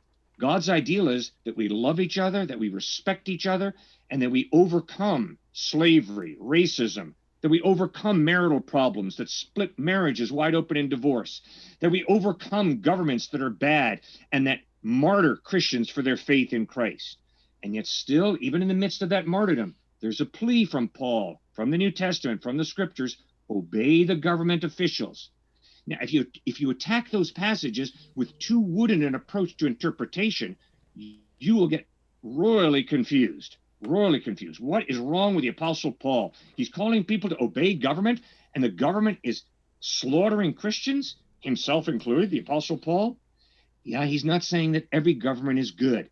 Governments are like individuals. At times they do good, at times they promote slavery, but when they're doing right, they're going to stand against slavery. At times they promote racism, but when they're doing right, they're going to stand against racism. That's good government versus bad government.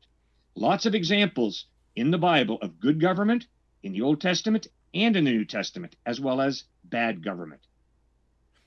You got it. Thank you very much. We are going to jump into the Q&A, folks. I want to remind you that our guests are linked in the description, and want to ask the guests, if you guys can do me a favor, we've got a lot of questions. We're going to try to get through every single one of them, and so if you guys want to have a rebuttal here and there, cool, but if you're able to minimize them, we can get through most, or hopefully the goal is all of these. But Smokey Saint, thanks for your super chat, said, more debates on this topic, please, I volunteer. Well, thanks for that feedback. Zach, thanks so much, who said, I'm so happy to hear this song. Thanks so much, Zach, for your positive support at the start. Bill Levine says, why not just say the Bible is sometimes wrong, especially on this topic? The apologetics for this topic are questionable at best, nefarious in my opinion. The Bible condones slavery. So we'll give you a chance to respond, Cliffe and Stuart, on why not just say the Bible is sometimes wrong. Sure, there's 1,400 variations, manuscript variants in our 5,800 manuscripts. So the Bible gets a lot of things wrong, especially in scribal errors. Does the Bible in any of those versions ever say it is immoral and wrong to own someone's property? Because as far as I know, all the versions of those say that it's permissible. It Give you a chance to respond, then we got to go to the next one. I'll go with it depends. I have so many friends that are lawyers, and all of them say it depends all the time. That's the best answer. Next up, Smokey Saint, thanks for your, says, after show on my channel right after the debate open mic. There's nothing wrong with biblical slavery. Changed my mind. Gotcha. Cider and Port, thanks for your super chat. Said, debate I mentioned is organized. James Leo sent you an email. Hope you'll have us be... Okay, thank you, you bet. We'll have you back on. Cider and Port says, why is slavery wrong? Well, safe to say Matt and Dr. Josh won. Question for Cliffe, would you ever be someone's slave? Why or why not? No, I don't believe in slavery. I started off by pointing out slavery is evil. Leviticus chapter 19, verse 34. The alien living with you must be treated as one of your native born. Love them as yourself, for you were aliens in Egypt. I am the Lord your God. Does that verse include the word slavery? Deuteronomy 10, verses 17 and 19. God shows no partiality. You are to love those who are aliens, for you yourselves were aliens in Egypt. Do either of those verses include the word slavery? I've got it. We've got to get through these questions. So, if you're able to, well, let's see. So we don't need to answer the question. Neither of those verses include the word slavery at all. A short and pithy, and then Matt, this is the second one, no, not the second one. But we do have to keep. We've got a lot of questions. I didn't have anything else to add, James. Just that those verses don't mention slavery. This is a very common ancient Near Eastern trope. Looking out for the foreigner. Yeah, has nothing to do with slavery. Gotcha. You guys want the last word, Cliffe? Because the original super chat was, you could say, targeting your argument. Yeah, I can't even remember what was his point. Would you ever be someone's slave? No, slavery is evil. I wouldn't choose to be a slave, and I will never enslave anybody. And racism is wrong, regardless of whether it's communicated by Republicans or Democrats or independents. Why? Because there's a God in heaven who has given all human beings equal value and dignity. That's why slavery is wrong. Everyone was a slave to somebody in the Old Testament, and all the early Christians were a slave to Christ. Next up, Language and Programming Channel says, Jesus says in Matthew 5, not one jot or tittle of the Torah can be abridged, and that whoever does the least of it will be condemned, includes slavery. Cliffe and Stuart will give you a chance to respond. I didn't hear the question. One more time, James. I think they're just saying the Old Testament teaches slavery, and Jesus in Matthew 5, I think it's 28 or 27. Oh, it's got to be later than that. But they say that Jesus, and you remember in Matthew 5, yes, the not one jot or tittle of the Torah can be abridged. Right. Well, so now what you've got to do is you got to read it real carefully. And you can't be a narrow-minded conservative, and you can't be a narrow-minded liberal. Instead, you've got to allow great fluidity in the text. You've got to acknowledge that a lot of sin is communicated throughout the scriptures, from Genesis to Revelation, and then respond wisely and appropriately to whatever the issue is. Gotcha. And the Bible never condones slavery. Mark Reed, thanks for your question for Cliffe. Exodus 21:7 says, quote, when a man sells his daughter as a slave, what did she do wrong that is comparable to a prisoner or criminal to deserve that?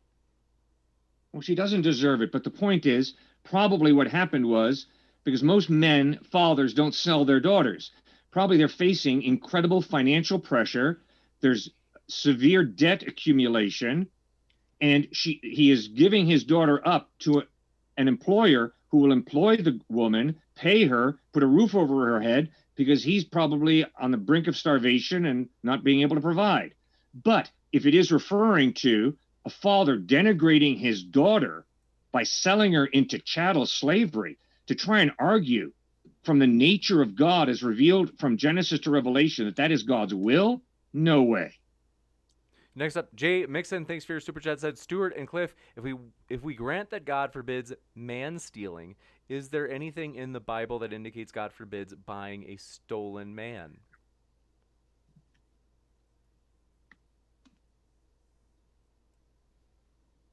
Okay. Yeah, all human beings are created in the image of God, male and female. It's not just men who are created in the image of God, women are. And to have a woman slave or a male slave is a sad, sad commentary on the sinfulness of the human heart. Now, in certain situations, to hire a person who has to pay off debt, to hire a person, if you call it indentured servant, if you call it bond servant, if you call it slave, whatever you want to call it, employee, because they are in trouble and because they need help to put food in their mouths and sustain their lives, yes, I would argue that throughout history there have been sad ways of dealing with that, including debtor's prison in Europe. Animated Effigy, thanks for your question, said, the Bible was used to justify slavery for hundreds of years. It was also used by abolitionists. It's obvious that this book is not clear on this topic.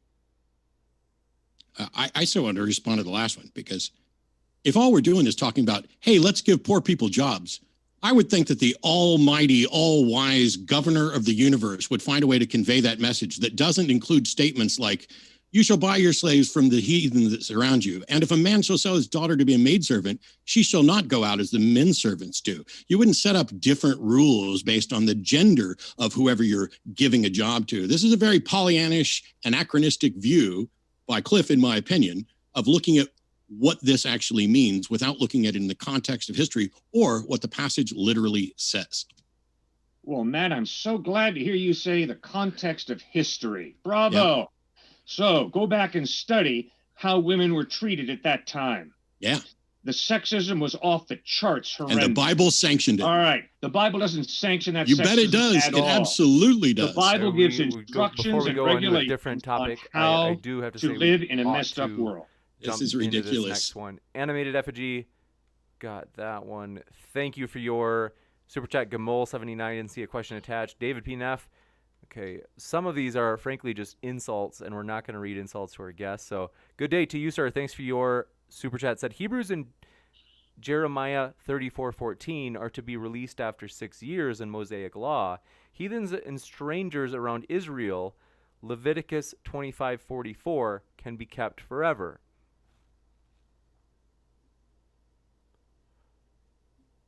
Or Stuart and Cliff, would you concede that, or would you say it's in the context that would be morally acceptable in some way? All right, what's the passage? Exodus perpetuity. Leviticus 25:44. It's hard to, you can't disagree with that.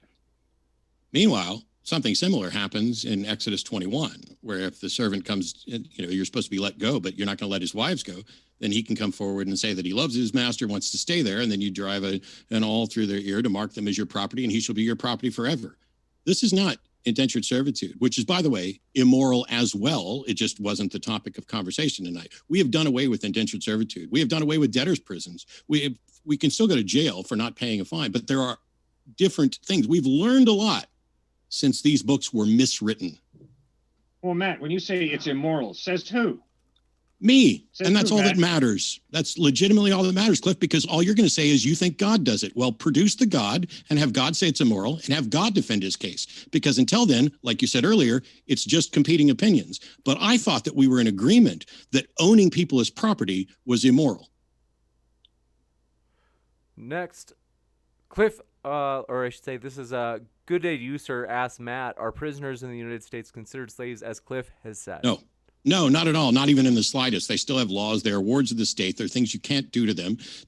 Slavery isn't just someone's been deprived of their freedom for some reason. Slavery is reducing someone's autonomy and making them subject to some other person's whims. It is fundamentally different to incarcerate someone in order to protect others from dangerous criminals and other things like that. But criminals aren't slaves. Gotcha. And thank you very much for your super chat. This one comes in from Gamol79, said, the Exodus wasn't about rescuing slaves. It was about rescuing the Hebrews. The slaves of the other nations were left exposed to the plagues, and they were not spared from the Passover. Cliffe and Stuart, I think that's for you. Yeah, they weren't spared from the Passover. But what was the pointed question within that? I think they're saying the point of the Exodus wasn't about God, you could say, pouring out wrath on slavery per se, but more so about saving the Hebrews, because they are saying that there were still non-Hebrew slaves that God did not Sure. call out through the Exodus. I agree with that. Gotcha. And I never said that once. Yeah. Mike Ann, thank you for your super chat, said someone who knows Bible better than, let's see, it's more that I'm just looking for things that aren't insults, real questions. Gamal says, also, the slaves of the nation were left behind. Namely, I think they mean like local Egyptians maybe that were enslaved. Jamie Russell, thanks for your, if you want to respond though you can, but it sounds like you agreed with that. Jamie Russell, thanks for your super chat, said, I humbly ask for Matt to steelman the notion of slavery making moral sense in very particular circumstances. You want me to steelman what would be morally permissible slavery? I don't think that there is any such scenario. I think that by the time you define what you want, what would be morally permissible slavery, it's no longer slavery in any meaningful sense. And so I genuinely have no idea. I'm fine with the notion that morality is situational, but I'm not aware of any realistic situation under which I would say it was all right to own someone's property. And so if you say, well, maybe if they consent to slavery, well, that already isn't slavery. It's not, slaves weren't just there because, yeah, I'm okay with it. And when I get up and it's time for me to leave, I'll just leave. And that's just fine. That's not the way slavery works. So I think by the time you try to steelman it, you're no longer talking about slavery. And what you're talking about is something where we're taking a necessary step to either protect the public good or protect individuals, et cetera. So I couldn't, it would be like saying, please steelman rape. I can't do it because the only way to do it would be to say, oh, well, where there is consent, and then all of a sudden it's not rape. And so I'm not going to steelman a notion that you could violate consent and that would be permissible amongst adults. Now, maybe, when you're the steward of someone and you have to make medical decisions for them, your kid's crying and doesn't want a shot. Okay, now we are violating consent, but not in the context of rape, et cetera. Jeff Exican, thanks for your question, said, Matt, since leaving Christianity, have you found any good answers to the questions that made you leave? Yes or no? Or have you stopped looking and feel you can never reconcile yourself back with God?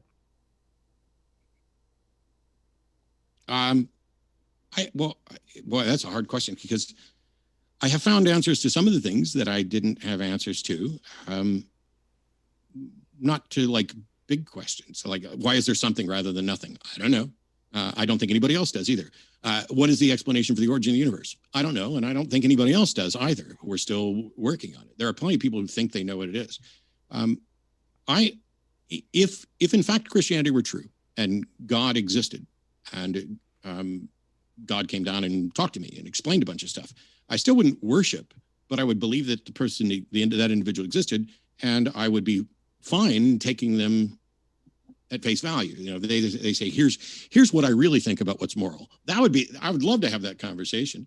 No offense to Cliffe and Stuart, who I genuinely like and enjoy talking to, but I'd rather talk to God.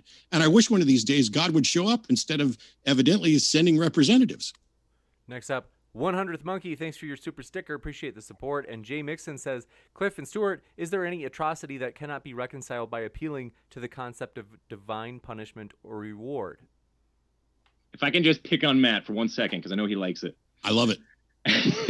Before we get to that, I think the prelude to this debate was one, I laughed at the idea of slavery, but really I was laughing at something else. Matt thought I was laughing. I was glad he got upset. He had righteous indignation about it, and that kind of that was one of the things. The second thing, though, was Matt got this question. I had fallen asleep during the Q&A time, but a question, I went back and I checked it, and the person asked, Matt, you said slavery was wrong because it didn't benefit society in the long term. If slavery did benefit the society for the long term, would it be correct?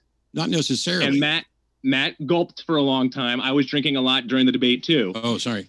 And if you define correct, Matt said, it was the best for humanity. It turns out slavery was in the best interest of humanity, of course.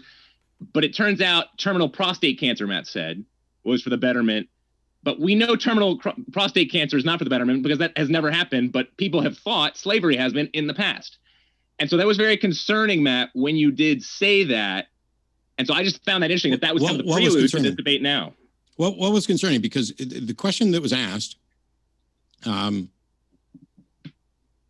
is very similar to the question that was just asked. And I think the answer that I gave is pretty much consistent in that I don't see any way to steelman slavery. But if somebody's case was, what if slavery turned out to be good for us? Of course I'm going to flummox for a while because I can't imagine a scenario where that is the case. However, what we've observed about it being bad, if it turned out that somebody said, yes, there's all these things about slavery that are bad, but there's this other thing that's really good that we haven't discovered yet, and this changes everything, great. As soon as that comes up and it changes everything, I'm happy to try and change my mind. But these sorts of fanciful questions, this is why I went, unfortunately, and I apologize for not giving anybody a warning, but this is why I went to rape. Because I can't imagine a scenario under which violating someone else's consent to sexual intercourse could ever be morally permissible. And don't forget what? Move forward. Why do you have that feeling? Because you need the Bible in order to critique the Bible. And if you don't. If you could say that the Judeo-Christian values where it started in the West and understanding how we got there, James, go ahead. Maybe we'll come back to this. Judeo-Christian values doesn't care about consent. Jay Mixon, thanks. It doesn't treat rapists as if they're victims. It treats rapists as if they're property. That's what the Bible does. No, it does. Stop that right now. It's already a video. Next up, Jay Mixon says, Stuart and Cliffe, is there any atrocity that cannot be reconciled by appealing to the concept of divine punishment or reward? Guys, it's real simple. Obviously, every single human being can create their own definition of right and wrong. All I'm saying is, if that's true, that we create the definitions of right and wrong, then right and wrong are relative. My experience of life is that the abuse of an innocent child is never right. There are moral absolutes, maybe not many, but at least a few. When I say moral absolute, I mean an intangible value that is real and true for every person in every situation. I'm convinced that there are not many of those. There's a lot of relative morality, but there are at least a few moral absolutes. And the only way there can be a few moral absolutes is if there's a mind prior to the human mind that creates and defines those moral absolutes, i.e., there's got to be a lawmaker. There's got to be some type of God.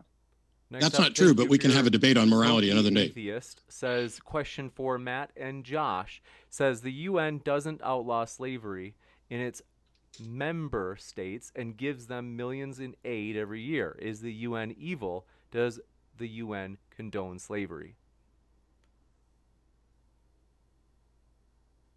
Sorry, are you waiting for me to go? So I'm obviously not an expert on what the UN says. I thought that there were articles that say that slavery is outlawed, but I mean, I'm not an expert and that's not my field. Gotcha.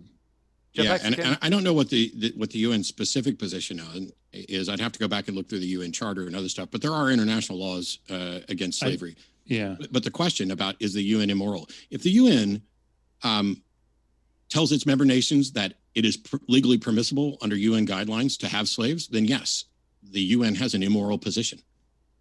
Gotcha. Thank you very much for your question. This one coming in from Japexican007 says, yes, slavery is immoral. Like an addict, that's a slave to his addiction. Humans are all slaves to sin. God offers to free everyone from their sins. This is the whole point. Pain and suffering exist because sin exists. Sin is a nonsense notion, but that's for another debate too. Gurmania, thanks for your question, said, God gave over 600 laws. Why didn't he just add, thou shalt not have slaves? Good. Yeah. I do not know. I don't know why God didn't say child abuse is wrong. I don't know why exactly Jesus didn't say very specifically that certain things that are wrong are wrong. I think it's a little naive to think that Jesus or anybody is going to address every moral situation.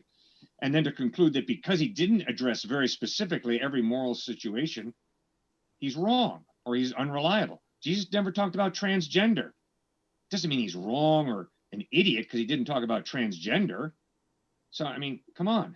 Next up- Sorry, but I think that he did. Like if you read through Luke 17, for example, the example that he gives to the disciples is which one of you having a slave serving in the field all day, when he comes in from the field would say, hey, have a seat and have dinner with me, right? No, you wouldn't say that, right? Is the conditional clause there. But you would rather say, get in there and, cook Make my meal dinner and then serve me and then wait on me while I do it. And then only afterwards. And so the idea that the New Testament somehow has this enlightened position that it condemns slavery, I think is just incorrect. And so much, again, I'd ask everybody to read Jennifer Glancy, read Ronald Charles, even Harrell has, anyway. But it uses slavery. It uses slavery as a necessary tool because you are to be a slave to Christ. So how can you pamper your own slaves? You are subservient to Christ and your slaves are subservient to you. It sets up a classist system of inequality. It's undeniable in Luke 17 from 7 to 9. And in another parable, Jesus says there's an unjust judge who doesn't give justice to a woman who's asking him for justice. And the only reason he gives her justice finally is because of her persistence. Now, Jesus says, if that unjust judge will do that, how much more will your heavenly Father give justice to those who ask him?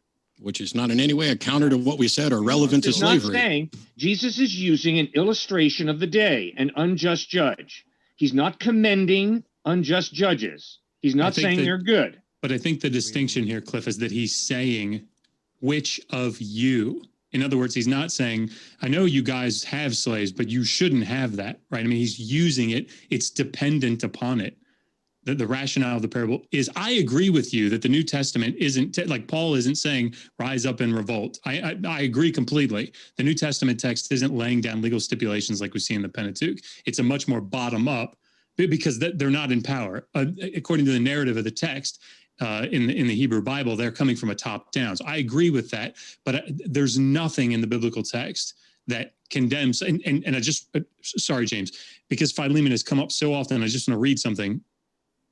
However one understands the situation being described in the book, we would be hard-pressed to see the book, this is Philemon, as representing an overarching declaration on the institution of slavery. Those are rights concerning this view, quote, for good reasons, this view, that it's condemning slavery, has found no acceptance and today is no longer held by anyone. The letter to Philemon is neither the disguise of a general idea nor the promulgation of a generally valid rule about the question of slavery. Well, whoever wrote that's blowing smoke. Well, they're not. They're New Testament scholars. Frederick Douglass, a slave, came to faith in Christ and pointed out completely irrelevant very clearly. I mean, you're that fighting consensus Christianity in scholarship America, Christianity interpreted by white slaveholders is not fair to the text. Next, and Frederick Douglass refused to allow neither Paul nor Frederick Douglass are in any way.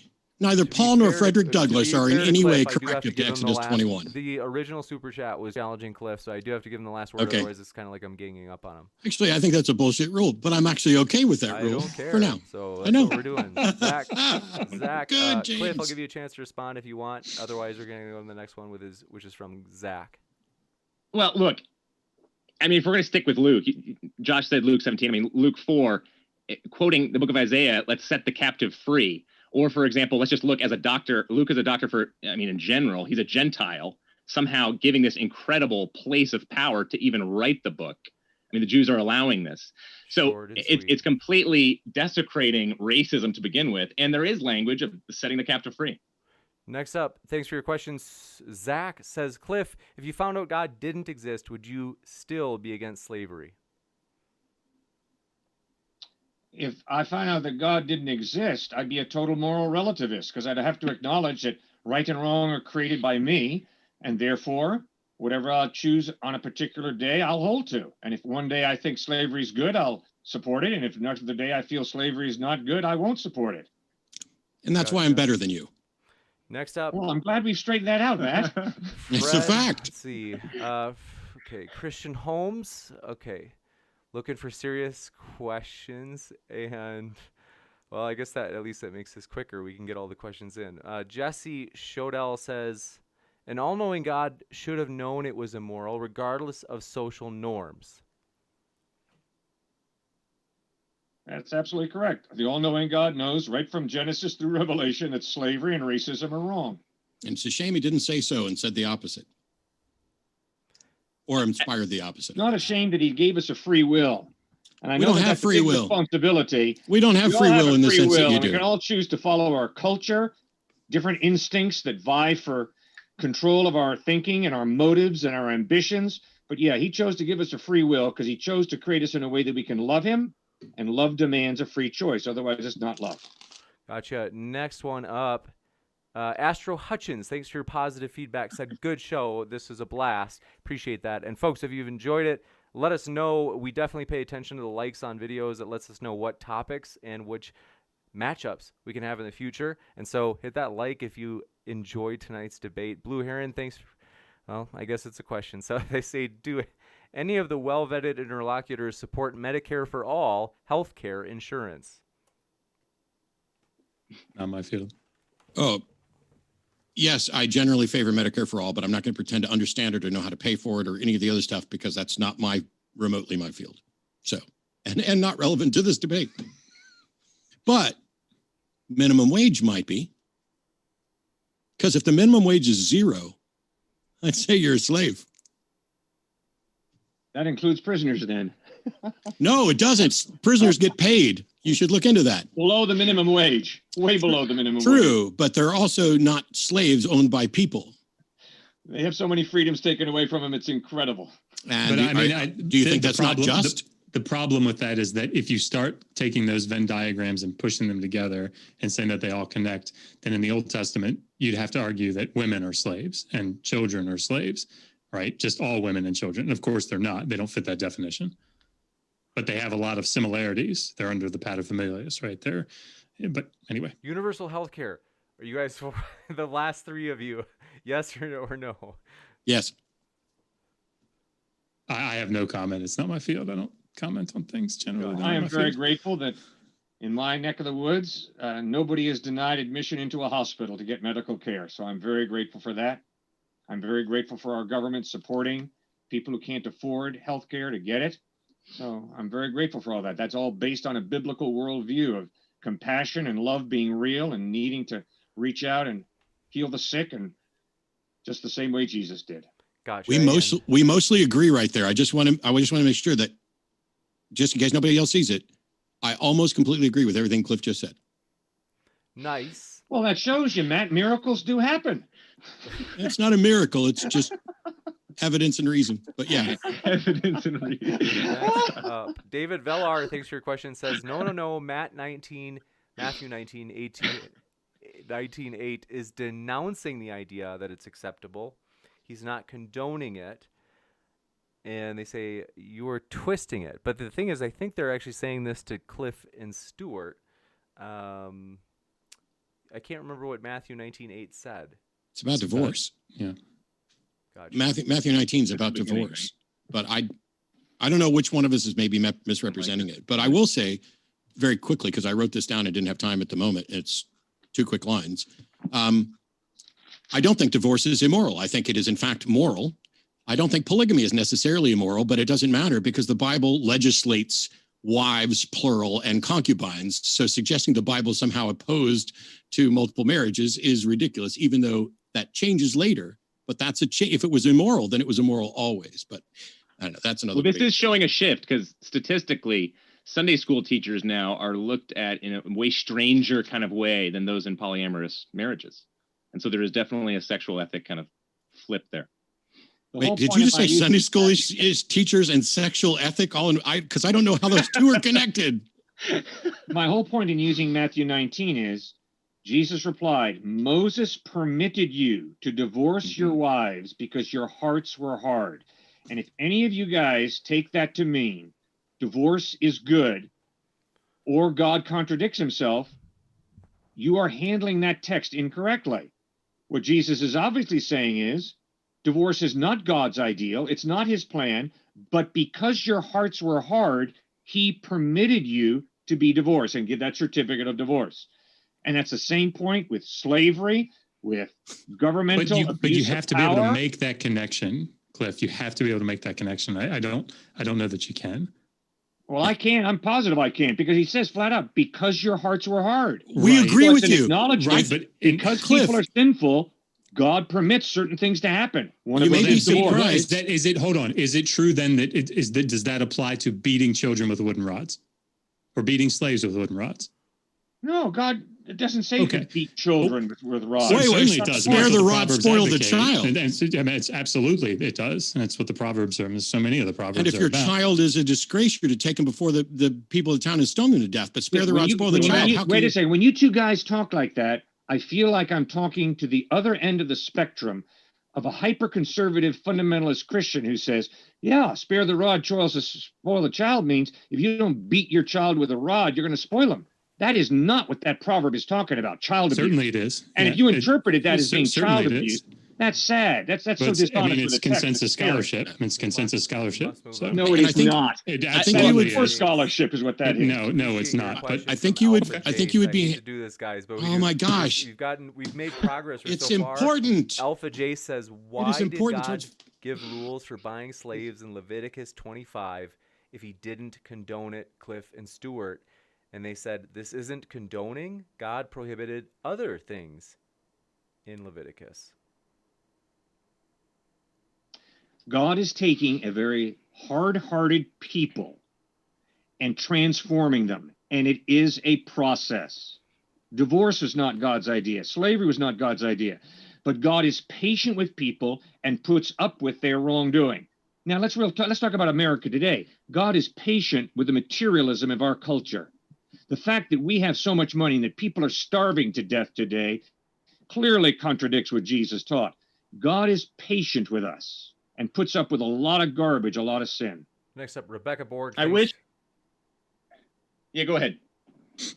I'll wait. See, this one is, they say, may you explain how the slaves and rapees, or people who were raped, may have perceived actions of the masters and rapists upon them 2,000 years ago, and if this was helpful to them.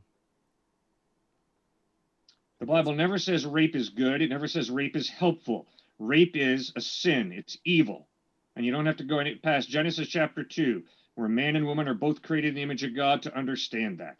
Gotcha. Numbers This one 31, the priests coming get in from trouble, actually, for talking about taking the girls. Duke of Sahib, thank you for your question. Said, if the Bible is such a moral book, then why did it take so long for Christian societies like the antebellum South to get rid of slavery? Because human beings are sinners, and Christians are sinners just as well as non-Christians. We all are sinners. Next up, I would read Mark Knowles, A Theological Crisis in the Civil War. Fantastic on that topic. He's a strong Christian in Notre Dame. And I'm a little saddened that we didn't spend a good hour and a half on the New Testament, because I really think, whether it's Gregory of Nyssa starting early on in the first couple hundred years, then you go all the way, stretch it all the way to the Quakers. The consequence of ideas is so strong that you can't just talk about the alt-right, and you can't talk about some of the Southerners in certain Southern states making these misinterpretations. You have to start to look at what is the consequence of ideas, what was really going on back then in Christ's age, what did Paul do, and then on down the line with the Enlightenment, etc., in terms of what was humanitarian and how did it become more so. And then you look at the Amish. How do they deal with things like tremendous violence, tremendous things like slavery? What are their thoughts on it? Where do they get it from? They get it from the Bible. And so just automatically outright saying the New Testament is just terrible on how it handles slaves as well as the Old Testament, and we're in 2021, let's come to agreement on this. You're going to have all kinds of problems. And again, it's been an hour on this, but this is probably another let's move quick. time. Sorry, but I have to. So I would read Thomas Morris for Laws in the Antebellum South. I would read Jennifer Glancy and Ronald Charles for Slavery in the Early Church. Next up, Stupid Whore Energy says, would Cliffe say a law that requires rapists to wear a condom is a moral law or regulation? No, it's totally immoral to try and protect a rapist and allow them to rape some more just because they have a condom on. That's sick. Next Should up, they always go to jail? Well, I guess that's going to be determined by the government of the land they live in. Except for when the Bible says that they're to marry the person they raped, and that doesn't say anything at all about going to jail. So that's the tradition at that point. Next up, Matt Metro, thank you for your, I think, compliment. Says, Dr. Josh, loved your work as Two-Face in The Dark Knight. Does Dr. Josh look like Aaron Eckhart? Maybe. Says, had no idea of your biblical mastery as well. Keep it up. He's Batman. Gosh. I don't know if I have biblical mastery. Next That's very up, kind. Barry, Thank you. Barry, thanks for your super sticker. And Stupid Whore Energy strikes again. She says, for Josh, bondage of Jews supposedly lasted only 7 years and every 50 years. But is there evidence that sometimes these rules were not enforced? Oh, yeah. I mean, and I think, so Jeremiah 34, Nehemiah 5, like these are the two passages that people kind of go to talk about the slave laws get broken. And I think Jeremiah 34 was brought up earlier. But the question is, like, in the same way that what we don't want to do is look at the laws in the antebellum South the practice of what happened in the antebellum South and the laws of the Hebrew Bible and compare those. What we need to do is compare the laws in the antebellum South and the laws of the Hebrew Bible, or the practices of the sinful people in the narrative and the practices of the sinful people in the antebellum South, right? We have to compare apples to apples here. And that's why I think this sort of thing is a little dangerous. I say that with my tongue, like, I was going to say firmly set in my cheek, but it's very dangerous, I think, when you look at how lawmakers, how judges in the antebellum South rationalized and wrestled with the laws for beating a slave and for keeping and maintaining a slave, because they're very similar to what we see in Exodus 21. The legal rationale is very similar. Gotcha. Jabexicans007 said, why... friend, I didn't understand the second part of your question, but I will read the first part. They said, why didn't God make an 11th commandment on which 2 laws do the whole law stand? Yeah, when Jesus says on these 2 commandments, love the Lord thy God with all your heart, the Shema, and then love your neighbor as yourself. On these 2 commands hang the whole law and the prophets. I think that's what they're referring to. Gotcha. I could be wrong. I don't know who the question would be for. I guess it would be for Cliffe and Stuart. Okay, so the 10 Commandments are basically specifics on what it looks like practically to love God and to love people. If I love God, I'm going to worship him. I'm not going to make an idol. I'm not going to abuse his name. I'm going to speak to him respectfully. And I'm going to set time aside to develop my relationship with God. I'll have a Sabbath. And then when it starts to honoring mom and dad and not murdering and not lying and not committing adultery and not stealing, those are specific examples of what it means to love your neighbor as yourself. So it's all based on loving God and loving people. Gotcha. And FVR Wilson, thanks for your super chat, said, Matt, notice me, senpai, and to the Christians, if you asked Jesus for his opinion on slavery, what do you think he would say? And if he asked you for your opinion in front of God, what would you say?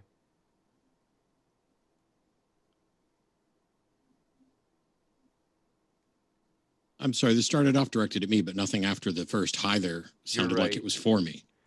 Yes, definitely. So Cliffe and Stuart, this second part, they say, and to the Christians, if you ask Jesus for his opinion on slavery, what do you think he would say? Stuart answered that by referring to Luke chapter 4. Jesus says in his first sermon, I've come to set the oppressed free. He would say, listen to Paul. Gotcha. Paul writing in 1 Corinthians. I mean, how many people do you think, Christians, probably 57 to 100 Christians max, are they going to somehow lead a revolt and undo the whole empire's take? I'm sorry. I thought we were talking about Almighty God. So this is what I tried to interrupt with earlier, but we got like 4 questions where we weren't allowed to respond at all.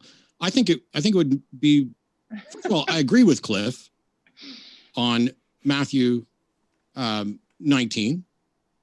when Jesus clearly says Moses permitted you to divorce your wives because your hearts were hard.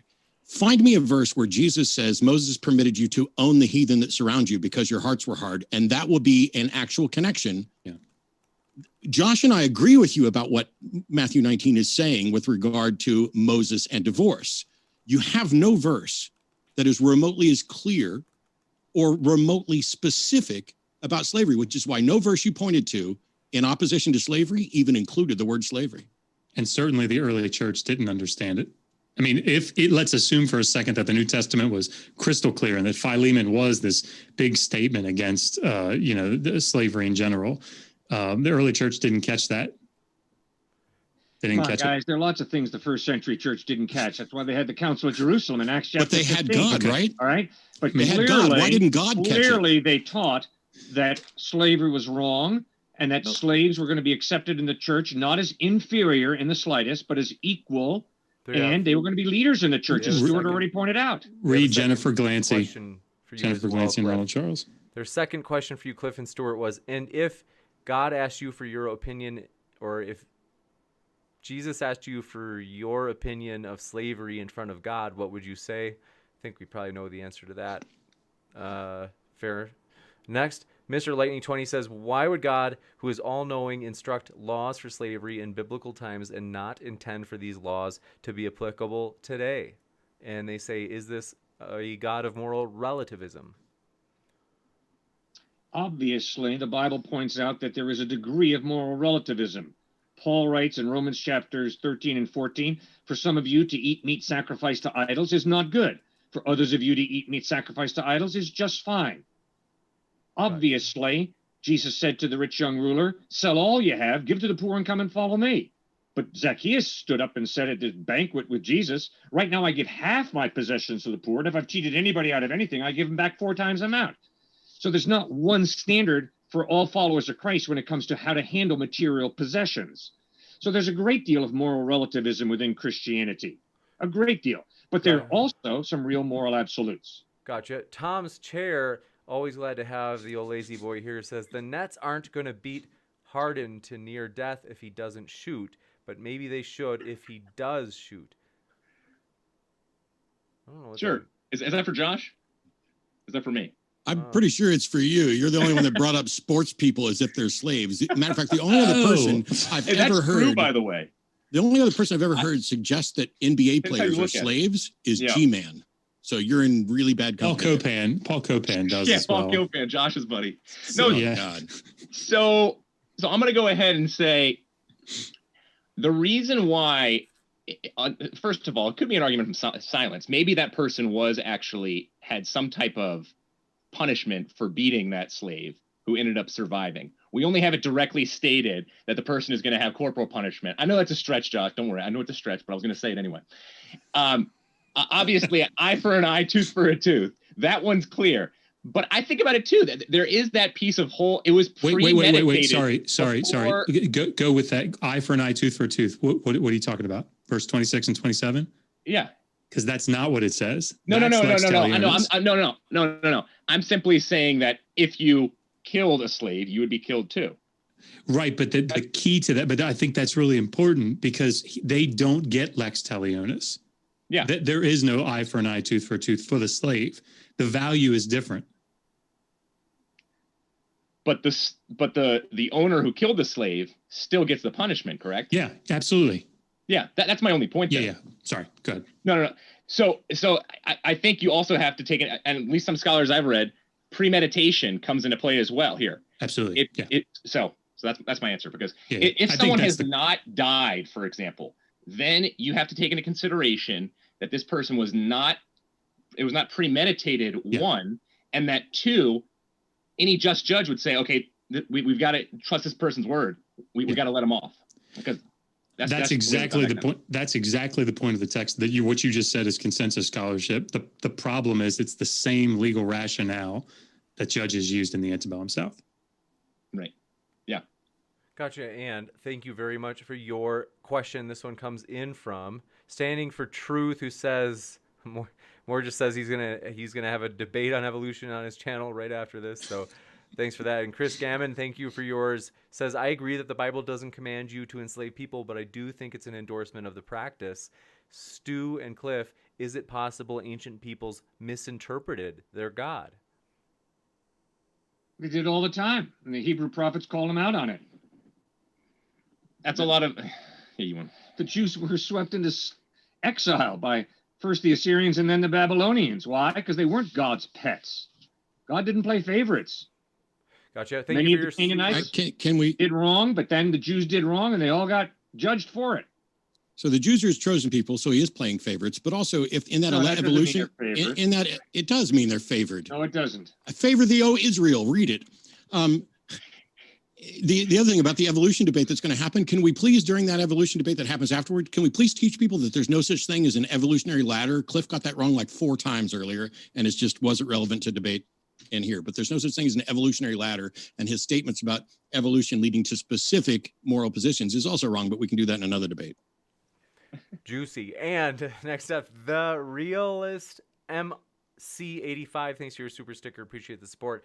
And Mark Reed, thank you for your question. Said, Cliff, you talked about things in the Bible that are perversions. Where does the Bible say that slavery is a perversion? Beginning at Genesis 1:26 and 27, going through God delivering the Hebrew slaves from Egypt, going through the cross of Christ where he bleeds and dies for the penalty, to pay the penalty for all of our sins, to the first century church. In Christ there is neither Jew nor Greek, slave nor free, to the letter of Philemon, to heaven, including people from all nations and languages. The abolition of slavery is right there. The Bible demolishes slavery. Next up, Chris Gammon, thanks for your support, and says, I love this debate. I appreciate that, Chris Gammon. By the way, our guests are linked in the description. The guests are the lifeblood of the channel, so we want you to know they're linked in the description. We really appreciate the guests. And Minogu, thank you for your question. Said, I want to thank Stuart and Cliff. Let's see, I'm looking for the backhanded complimentary insult.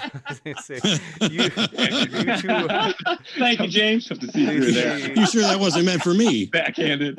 They say, you two are brave for defending your beliefs. I hope you accept the Bible allows slavery and that it is immoral. Well, if you want to respond, you can. JT, thank you for your super chat. Said, for Cliff, is this statement true? The Bible gives directions from God to slave owners on how to treat slaves, but not a blanket order to free them. In that particular situation, in Exodus, Leviticus, Deuteronomy, yes, God has not come out in those passages and flat out said, all slavery is evil. It's nowhere in the text there. Is it anywhere else in the Bible? The same way he does not come out and say, all divorce is wrong. Same way he does not come out and say all polygamy is wrong. Same way he does not come out and say all child abuse is wrong. So there's no place in the Pentateuch where God says flat out all slavery is wrong. It's not. Does God ever say you can abuse your children just as long as you don't kill them? No, God never says that. He says that about slaves, according to Moses. The free piece. Don't forget, freedom is like the moral absolute today in America. Back then, freedom was generalized in a pretty crazy way, and that's why you have examples that are so. That was my statement earlier when it comes to we all have some type of master if we were living back then. There was always that order, which is irrelevant to the morality, but the free question. Thanks for your question. Quality Control says, Stuart and Cliff, Exodus 21:1 says, quote, these are the laws you are to set up before them. Who said that? These are the laws you are set before them. Exodus 21:1. Yep. These are the laws you are to set before them. Right. I don't know. I've not asked that question before. It's a very good question. I think that these laws were set up because everything we do has consequences. It's vital to think before acting, to consider the effects of our choices. And God wants to be sure that he communicates clearly what it means to progress morally, what it means to grow morally. And he's patient with us and puts up with an awful lot of our ridiculous behavior, including my ridiculous behavior. Next up, thank you for Wasn't the question who said that? Yeah. So like the phrase. I think they were asking in Exodus 21:1, is that just Moses speaking or is that God speaking? And I answered it as clearly as I could, which was, I don't know. I've not studied that verse yet, so I'm not sure. Okay. And then I went on to point out that be it God saying it or just Moses saying it, it's another example as the laws unfold of God's patience with sinful people. Good for God. Respectful Debates, thank you for your super chat. Said, how do you explain Numbers 31:35, where soldiers capture 32,000 virgins, with 32 of them being a tax for the Lord? What does God do with these virgins? Do they become sexual slaves? You have to read Numbers chapter 25, because Numbers 31 is coming out of the incident in Numbers 25. And what happens there is adult women are used to seduce the Jewish men who participate in sexual immorality and then in idolatry, and it leads the nation of Israel astray. In Numbers 31, God is not calling for the rape of virgin girls. But the reason that the virgin girls are given a special license is, and protection is, because a virgin girl was usually 12 years old or younger. Usually girls were not virgins, 13 years of age and older. And so those women who had led Israel into sexual immorality and into idolatry were judged. But those younger girls were not judged. And therefore, the Jewish people are accepting the younger girls in, not to be raped, not that they have to have sex with anybody, but they're being accepted into the Jewish community to be protected, to be provided for. And to conclude that because they're virgins, therefore they're used to be raped, is such a twisting, such an addition to that text, it's scary. Gotcha. Thank you very much for your question. They're plunder, though. I mean, I think that's critical. They're listed along as plunder, amongst the other things. And so what does that mean, Josh? They are property. Yeah, I mean, what does that mean, Matt? It means that they are subject to being married off. That it means that their consent is no longer required, that they are not autonomous constructs running their own life. As married off, it was tremendously humanitarian, though. How it was oh my done. gosh! So you guys are just going to talk about how wonderful the Jews were because after they slaughtered everybody, they kept the young girls for themselves, but they didn't actually rape them. If you're going to do that, then you have to say something equivalent to, well, look, if somebody came in here and murdered me and took my wife and kids and then burned my house down, hey, at least they took them out. That was humane. They didn't let them die here in the fire, and they didn't murder them. They took them out. Look, they took care of them for 25 years. They kept them in the house, gave them a place to eat. Nobody would do that, right? Nobody would make that argument that that's humane, and that's what you're doing. I mean, that's how that's coming across to me. Meanwhile, they killed all the little boys. They killed all the little boys under 12. We're not saying all the little boys under 12. People who behave that way. They killed all you're the missing the boys whole point, Josh, of what we've been making, and that's not fair of you to do that. That's never been our point. That was the ideal. That was the humane thing to do. Never once did we say that. But that's what he. But that's it's. I think that's what you did. Stuart, isn't that what you said, that was the humane thing to do? Gabriel, I'm sorry that you can't understand that something may not be the ideal and might still be immoral. Sorry. If I misunderstood you, I'm sorry. That's my fault if I misunderstood. Gabriel K, thanks for your super chat, said, why is sin wrong if God created it? Would any of you punish a being you created with bugs, or would you fix your creation? God didn't create sin. God gave us beautiful gifts like a tongue and speech.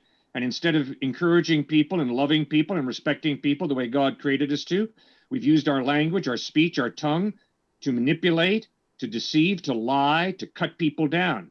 So sin is not very creative. Sin is simply taking the good gifts that God has given us and using them for a perverted purpose. That's true for sex, be it rape. It's true for slavery, as opposed to really respecting someone and paying them a fair wage, instead enslaving them. That's a perversion of God's good creation. That's what sin is. Next up, Jordo Stanzinadich says, thanks, Matt and Josh, for standing up for basic rights. Next up, YouTube Punk says, what is Cliffe's definition of condone? Also, what is moral? So we'll give you, if you want to define each of those words, Cliffe.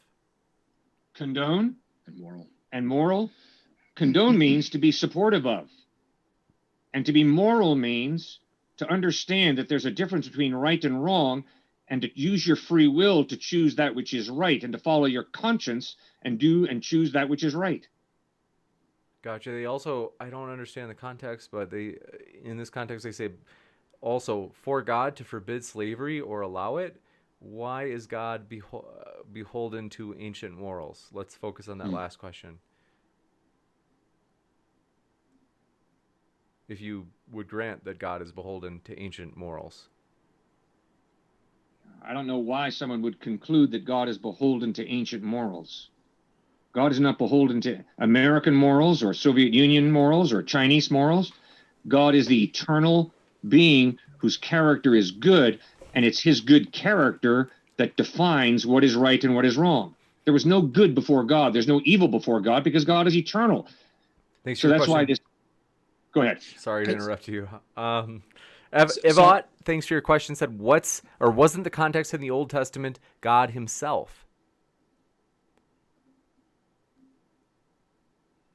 You mean in terms of Jesus becoming the slave in Philippians 2? Is that pointing to? Is that what they mean? I don't know.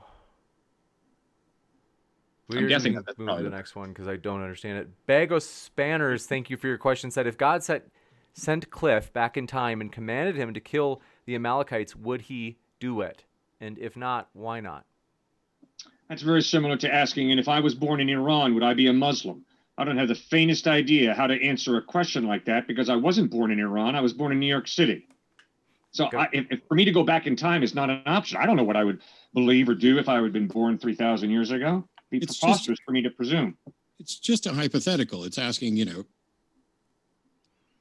it's put yourself in that. So I'm getting ready to do a video on the slaughter of the Amalekites and whether or not it was moral. Possibly the same person asked you this question. I'm just baffled at how we're sitting here having a discussion. When we talk about specifics, you go to general, and how someone can be asked a question about Numbers 31 and immediately say, oh, you have to understand Numbers 25, but you've been preaching for 40 years. You came to a debate on slavery and morality, and you hadn't studied Exodus 21:1, the very first verse in the chapter that's most relevant to this. It seems, and it feels like we're talking about specifics and you just deflect to generalities over and over. And I'm not saying you're dishonest or anything else. I don't know how you can expect to overcome specific instructions with general feelings. Well, I'm rather amazed at how many people interpret the Bible in an overly literalistic way. I got to debate Bart Ehrman down at UNC Chapel Hill. Mm-hmm. And before Bart and I had our debate, we had dinner together. And during dinner, he looked across the table at me and said, Cliffe, I used to be a more conservative Christian than you are.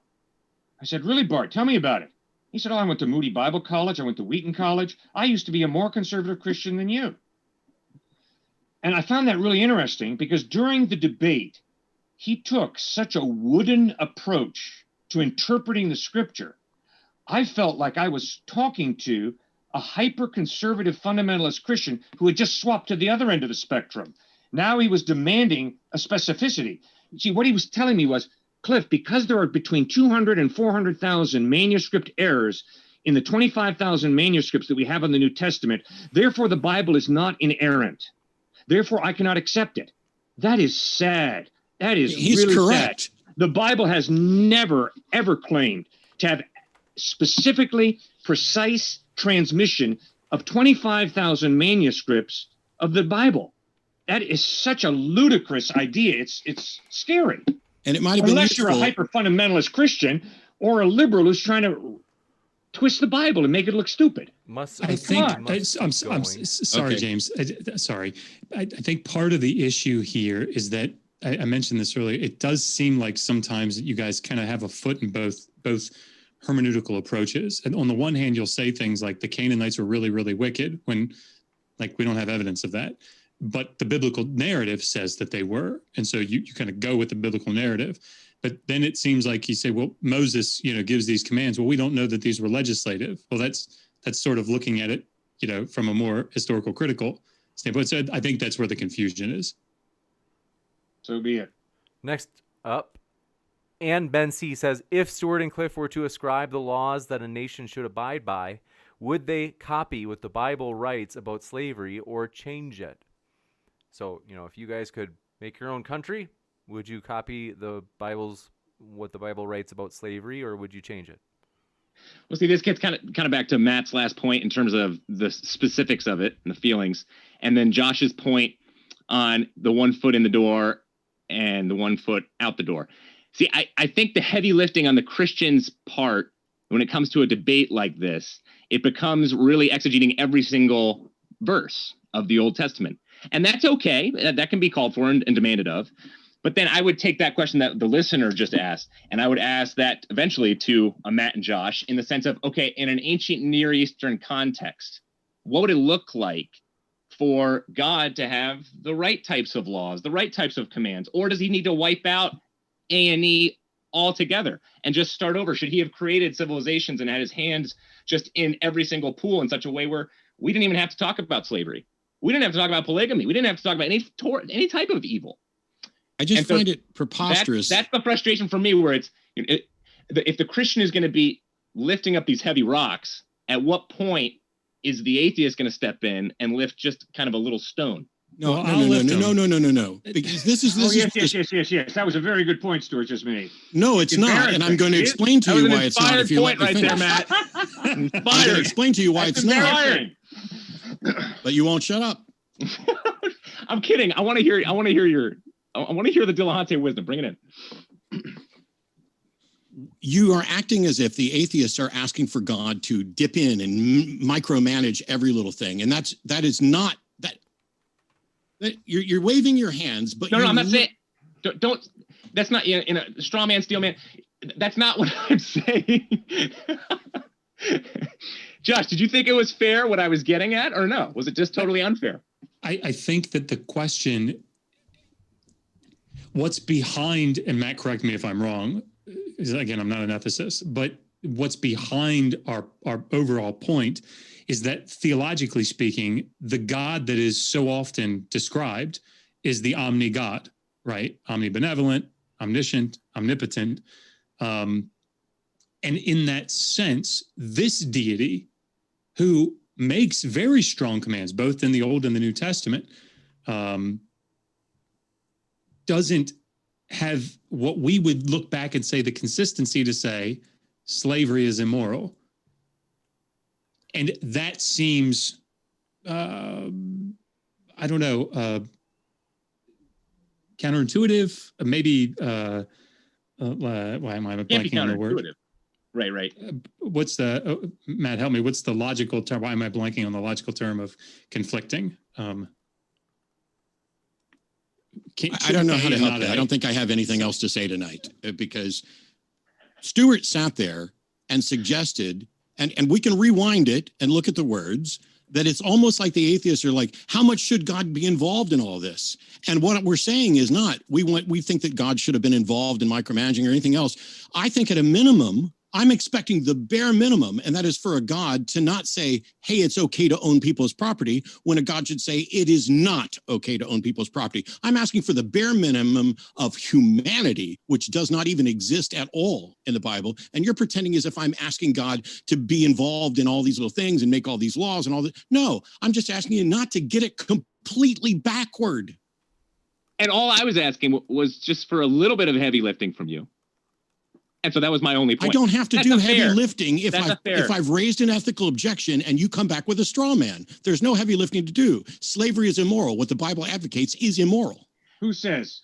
I do. I answered that the last time you asked. Okay, and that's who says and why? I say why, because it is against the things that we know and understand to be best for individual humans and humanity. We have learned that slavery is not good for the slaves. Slavery is not good for the slave owners. Slavery is not good for the society. We know this from the evidence about what makes a better society and a worse society. But you said if it does benefit society, though. Matt said if it benefits society. How neat, Stuart, that you go to a fictional thing that I already said wasn't possible. So what we have here is, I want to let everybody know, I pinned it twice in the chat. We can't read any more questions other than what have already come in that I have on the list here. We got to keep moving. Thank you for your question. This one coming in from Robots Everywhere says, question, if the rapture and tribulation happen like in Christian fiction, but humanity wins and defeats both Jesus and the Antichrist. What do? Can I just say, as an atheist, that's the stupidest question I've ever heard. And I don't think that Stuart and Cliffe should dignify it with a response. Next up, all right, D Rabbits, thanks for your question. Says, okay, Stuart and Cliffe, how about Deuteronomy 21:18? If we need the Bible to argue the Bible, have you stoned any kids lately? No, that's not the point of what I was trying to say. Next a lot up, of scholars who are secular, like the Tom Hollands of the world, who are getting a lot of fame right now, they're the ones who make that type of point, where they'll step in and they'll say, if you have this tremendous anger and rage towards something like the stoning of an innocent child, then that came from a Judeo-Christian value. If you go back to earlier civilizations, especially if you look at, say, the Roman Empire, you know, Josh and Matt would say differ if you go earlier. But what the whole point of all these authors, what they're trying to say is the idea of us being created in the image of God and having inestimable worth and value. The idea of God actually dying for his enemies, dying for us, and debasing himself like that, giving us that type of worth. That is why you look at an individual who is getting stoned to death and you say, that is really wrong. So that's what these secular atheist writers, now you can disagree with them. I'm just simply saying what they're saying. Next, thanks for your question. This one's from Louis Mazzoli. Says, Matt, if you believe in the veracity of the Old Testament slavery, why don't you believe in the account of the veracity of the resurrection of Christ?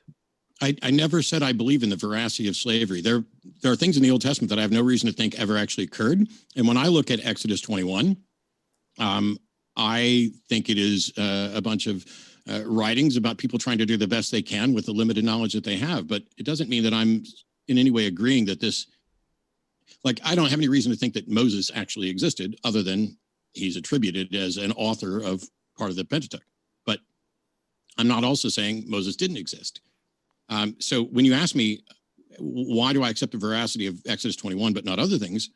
I don't. I'm sorry this is confusing for people, but I don't believe the Bible. There are things in there that are true, and there are things in there that are good. But that when I'm objecting to something, I'm talking about their worldview, not mine. Gotcha. Andrew Handelsman, thanks for your support. Says, let's keep hitting that like button, everybody. Appreciate that. Jay Mixon says, great book, Dr. Josh. I purchased it prior to this debate. Very enlightening and informative. Got a fan out there. Fayon, there it is. Thank you very much, Fayon. Oh, you got both of you got a copy. Then Fayon says, for the Christians, is clothing a less important issue than slavery? If so, how is a law about mixing cloth types included when slavery is not? Oh, can I guess? Because I think I can say what Cliffe would agree with. People's hearts were not hardened about fabrics in the way that they were hardened about slavery. No, Matt, the miracle did not occur. We don't agree. All right, I tried. Instead, go to the Apostle Paul and realize that Paul said, greet one another with a holy kiss. I can tell you, I can promise you, I don't go around kissing people in church, kissing guys. I just don't do it. So you have to, it's a very difficult question. It's a question of what is culturally relative in the Bible and what is not.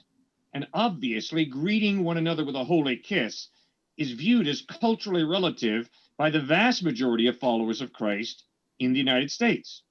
They don't go around greeting each other with a holy kiss.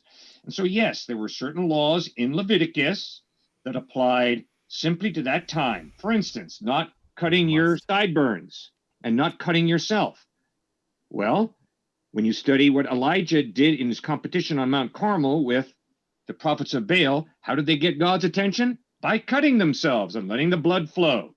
And so all of a sudden that passage in Leviticus makes a great deal of sense. God says, you don't need to cut yourself and have the blood flow in order to get my attention. Next up, Joseph. I shouldn't have guessed. I apologize. I shouldn't have guessed. I should have known it would be a sermon that didn't actually address the question at all. Joseph Left Hand, thank you for your question. Said, question for Cliffe. If you believe abusing children is wrong, why does your God require rebellious children to be beaten to death with rocks in Deuteronomy 21 to purge the evil from Israel? It's a casuistic law where that was not definitively supposed to be done. It was actually more so to put them in fear of it being done. Is fear a good thing? Is terrorism a good thing? Fear is Hey, a do great this thing. or I will shoot you. Do this or I will stone you. Is that a Fear good way? can be a great motive. I mean, it can be a depends. great motivator, but is it a moral motivator? It depends. In the Bible, it's used in two different ways. Fear is used as awe, and then also fear as in scared. Yeah, but you're right. It's a hard question, but spanking is that's another debate. I mean, no, it's not. Spanking is immoral, but we can talk about it. That sounds like an interesting debate. Okay, Andrew Handelsman says, let's get to 600 likes. Thanks for that, Andrew. Appreciate your support. Then we have a question. This one coming in from Robots Everywhere again says, mine is a serious question. Again, if God exists and is real and is defeated militarily, let's say during the tribulation, what will any of you do? This is the same stupid question I shrugged off a while ago. So first of all, if you're an atheist out there and this is what you think is a good question to challenge Christians, please stop. You're an idiot and you're making it harder for the rest of us because you don't understand Christianity. If you think that God's going to come down and be destroyed by the might of the United States military, I mean, you're just nuts. That's not, sorry. Next up, Jake 40. Thank you for your question. Says, if your defense against lack of condemnation of slavery is free will, then you must agree that we in part create our own morality. We have the quote unquote free will to follow the Bible and own slaves or not. Yeah, we definitely have free will to choose what we want to do with our lives. The problem is there are consequences to all of our decisions. And if we want to enslave others, we will be judged by God for that. And we are in desperate need of God's grace, God's forgiveness, if we have come close to enslaving anybody. Next up, thank you for your question. This one comes in from Stupid Hort Energy Strikes Again, says, can Josh turn to his right and Matt turn to his left? Never mind. And then the OCD, it's like she said, and pucker up. And so OCD Tracy says, long-time watcher, first-time commenter, just wanted to say, keep up the good work. Love this show tonight. Great guests and topic. Thanks, OCD Tracy. And our guests are linked in the description, so we do appreciate them. And thank you, OCD Tracy. Zirafa, thank you for your question. Said, why did God wait over 2,500 years to tell us that slavery is, quote, not ideal? Could he not prevent the Hebrews' hearts from hardening in the first place? God does not prevent people from choosing to harden their hearts. You know, often it's said, well, it says in Exodus that the Lord hardened Pharaoh's heart. What is ignored is 9 times we read Pharaoh hardened his heart. So yes, God is at work, but he still respects our free will, including Pharaoh's free will, to harden his own heart. Until he decides to violate Pharaoh's free will and harden it for him, which he did at least once. Which means you and I can get to a point in our life where we've played so many games with God that we become hardened to God, and God is not influencing us. We have pushed him away consistently enough. A seared conscience would be an example.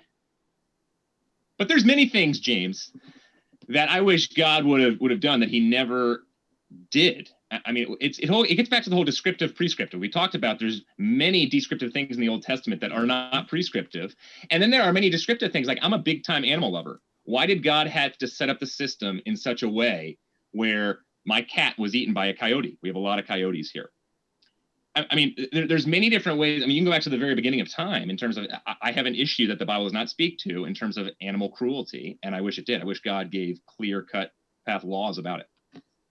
Gotcha. And thank you very much for your question. This one coming in from, by the way, folks, a couple of quick things that I forgot to mention at the start. We're on podcasts. So if you can't find us on your favorite podcast, let us know. And also, if you're listening via podcast right now, we have also started to put the links of our guest in the podcast description so you can reach them there as easily as well. David Austin, thanks for your question, said, am I not a good follower of God because man's law prevents me from owning slaves as promoted as it is in the Bible? I wish to continue being a law-abiding citizen and therefore not owning slaves. So am I going to hell for this? The Bible does not promote slavery, divorce, polygamy. The Bible does not promote any specific government or economic platform. So be careful. Just love God, love people, ask God for wisdom to make morally responsible decisions. Gotcha, and thank you for your question. Rad Ames Odd says, since many modern atheists don't believe in objective morality, then by their own standards, wouldn't practices be subject to the time in which the events occurred?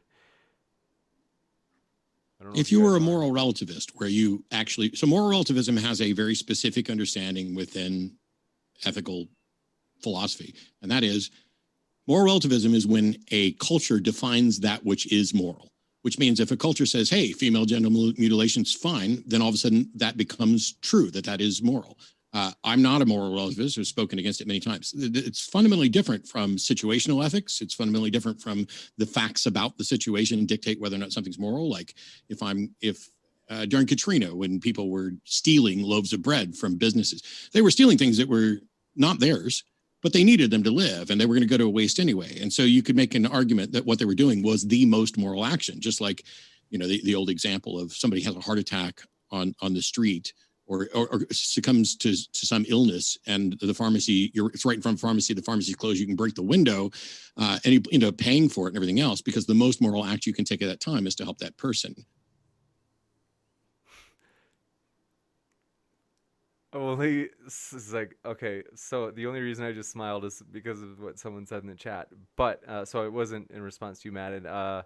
This one comes in from MIK, says, on the marrying of your rapist issue, is marrying your rapist really that great of a solution even at that time in the ancient Near East?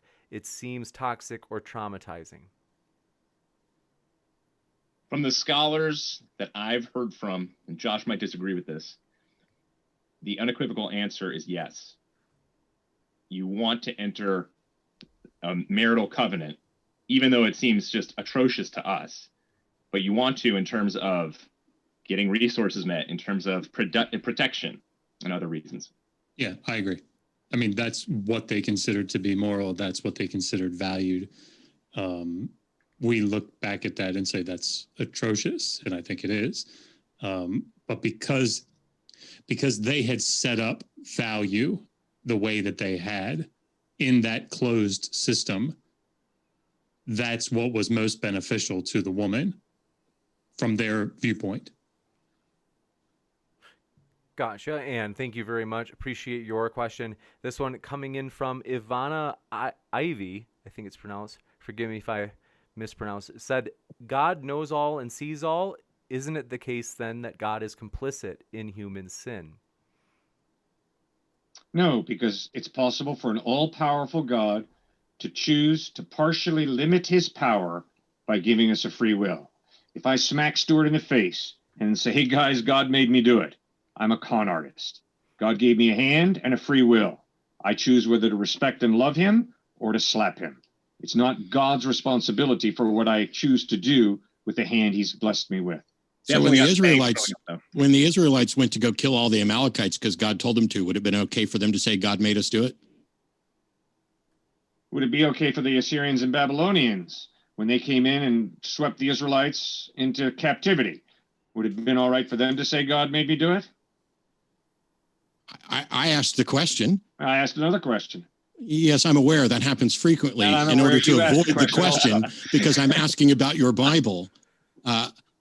My view is that I don't think they had a God that was telling them to do that. But if they did, in fact, believe that they were doing this because God told them to, then saying God told us to invade you would be correct. And I didn't even think this would be remotely controversial. If God says, go and kill these people, and they go and kill these people, how could you ever say, well, God didn't make me do that. God didn't instruct me to do that. I just did it on my own.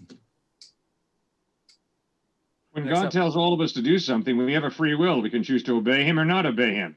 And when it comes to God using the Israelites to judge people because they threw their children into the fire in worship of Moloch, and he chooses to judge people for crimes of humanity, I understand. I would argue that is moral. So I'm good because it's come up a couple of times. So read Heath Durrell's book on child sacrifice, published in 2016. He's up at Princeton. But like this idea that the Canaanites, in the like 15th century or the 16th century or something, had these brazen altars that had arms sticking out there melting. It's highly debated whether Mem Lamed Kaf, this word that everybody's taking as Molech is an actual deity. If you read the Punic evidence from like the 7th, 6th, and 5th century, you see there's a Malk sacrifice. It's a type of sacrifice. And what Durrell argues, and I think most people would agree with, is that the Israelites were doing this to Yahweh. Next up, Well, thank we- you. So, we Josh, skipped- what I hear I hate to do you're this. arguing, Guys, Josh, that child sacrifice did not occur. Is that what you're saying? No. But it All right, what are you occurred, right? So we have very limited evidence for it. The So what's your Phoenicians, point? Did it occur or not? well, the Phoenicians did it in Carthage. That's what we have evidence of Okay. in Carthage, right? Good. So they may have occurred on the Phoenician coast. We don't have really good evidence for that, but this is all evidence from the first millennium. So it's not from, again, if you're taking the hermeneutical approach following the narrative, it's not happening for 400 years during, the second millennium. We don't have evidence for that, right? So you're just going with the narrative text of the Bible. And that's why, again, this is why it's a little confusing to me. This avoided the question. If the Jews had not killed the people that they thought God wanted them to kill, would they have been punished? I don't have the faintest idea. Bullshit. Just because I do something, It's in the just because Bible. I Every do time they something didn't do evil what doesn't God mean wanted, God's they gonna got punish punished. me right away. Every time they didn't do what God wanted, they got punished. It's over and over and over again. It's ridiculous to say you don't know. Well, then read the book of Job. The basic mistake that Job's counselors made was to make a one-to-one correspondence between sin and suffering. And one of the main points of Job is, no, there is not a one-to-one correspondence between sin and suffering. Job did not suffer because he'd done something sinful. Just read Job. Right, but I think his point is more Deuteronomy 28, Leviticus 26, this idea that do good, I will bless you, do bad, I will curse you. And this is what we see, that these courses of curses come upon the nation of Israel. I think that's Matt's point. Again, from the standpoint of the narrative, this is how it worked. Do good, I bless you. Blessings and curses, it's called. Not one-to-one. But that's exactly what Leviticus 26, Deuteronomy 28 are saying. That's why you have to interpret it more fairly. Thank you for saying that I don't interpret thoroughly. Evat said, Well, you said the same to me, Josh. Come on, let's be honest. But Josh is right. Good. That's your opinion, Matt. It is. And Josh has communicated his opinion clearly, and he's every right to do that. I respect him for it. And we can talk we will about it over disagree at dinner times. sometime, too. Yeah. that sounds nice. And Evat, thank you for your question. This is the last one I think we have. So thank you guys for your questions. Thank you guys to the debaters. You guys being so hardy and sticking with us. We're going. We've passed.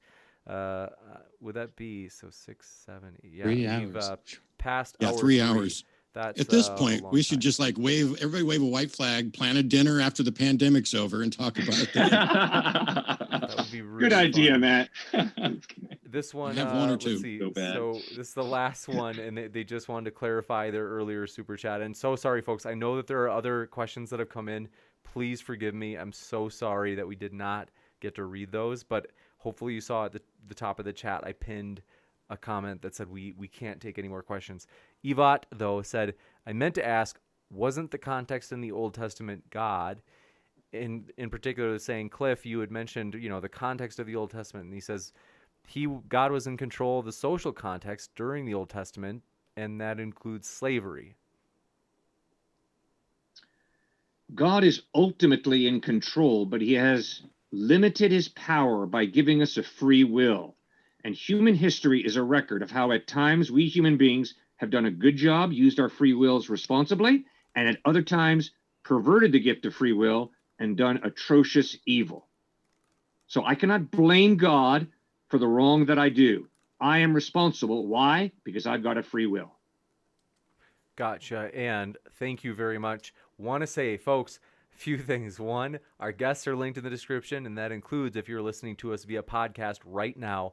And we really do appreciate them. We really do appreciate all your questions. We hope you feel welcome, whether you be Christian, atheist, you name it, folks. We really do appreciate you hanging out here. And we are, as mentioned, very excited for that debate coming up next month with Pastor Douglas Wilson and atheist professor Dr. Ben Burgess, as they will be debating the controversial topic, is atheism immoral? So that is a new topic we've never had, and so be sure to tune in for that. We'll hopefully see you there and hit that subscribe button if you want a reminder. So thank you, though, Matt and Dr. Josh and Stuart and Cliffe for your perseverance in hanging with us this whole time.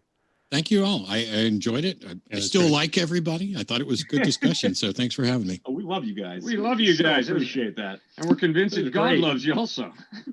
Love all you guys, and I love everybody in the chat. Thank you guys. We appreciate it. We hope you have a great night. Keep sifting out the reasonable from the unreasonable. I'll be back with a post-credit scene on upcoming debates in a few moments, folks.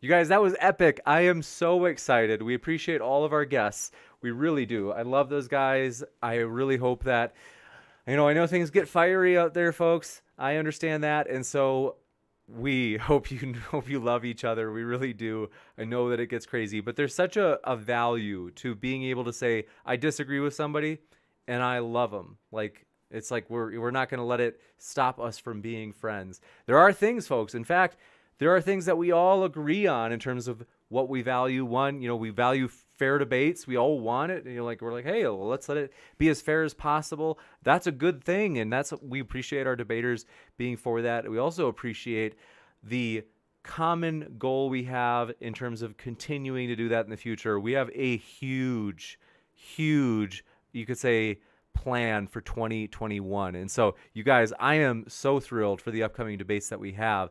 Want to say, though, believe me, no matter what, when all the smoke and dust has cleared, folks, we are going to make big leaps and bounds in 2021.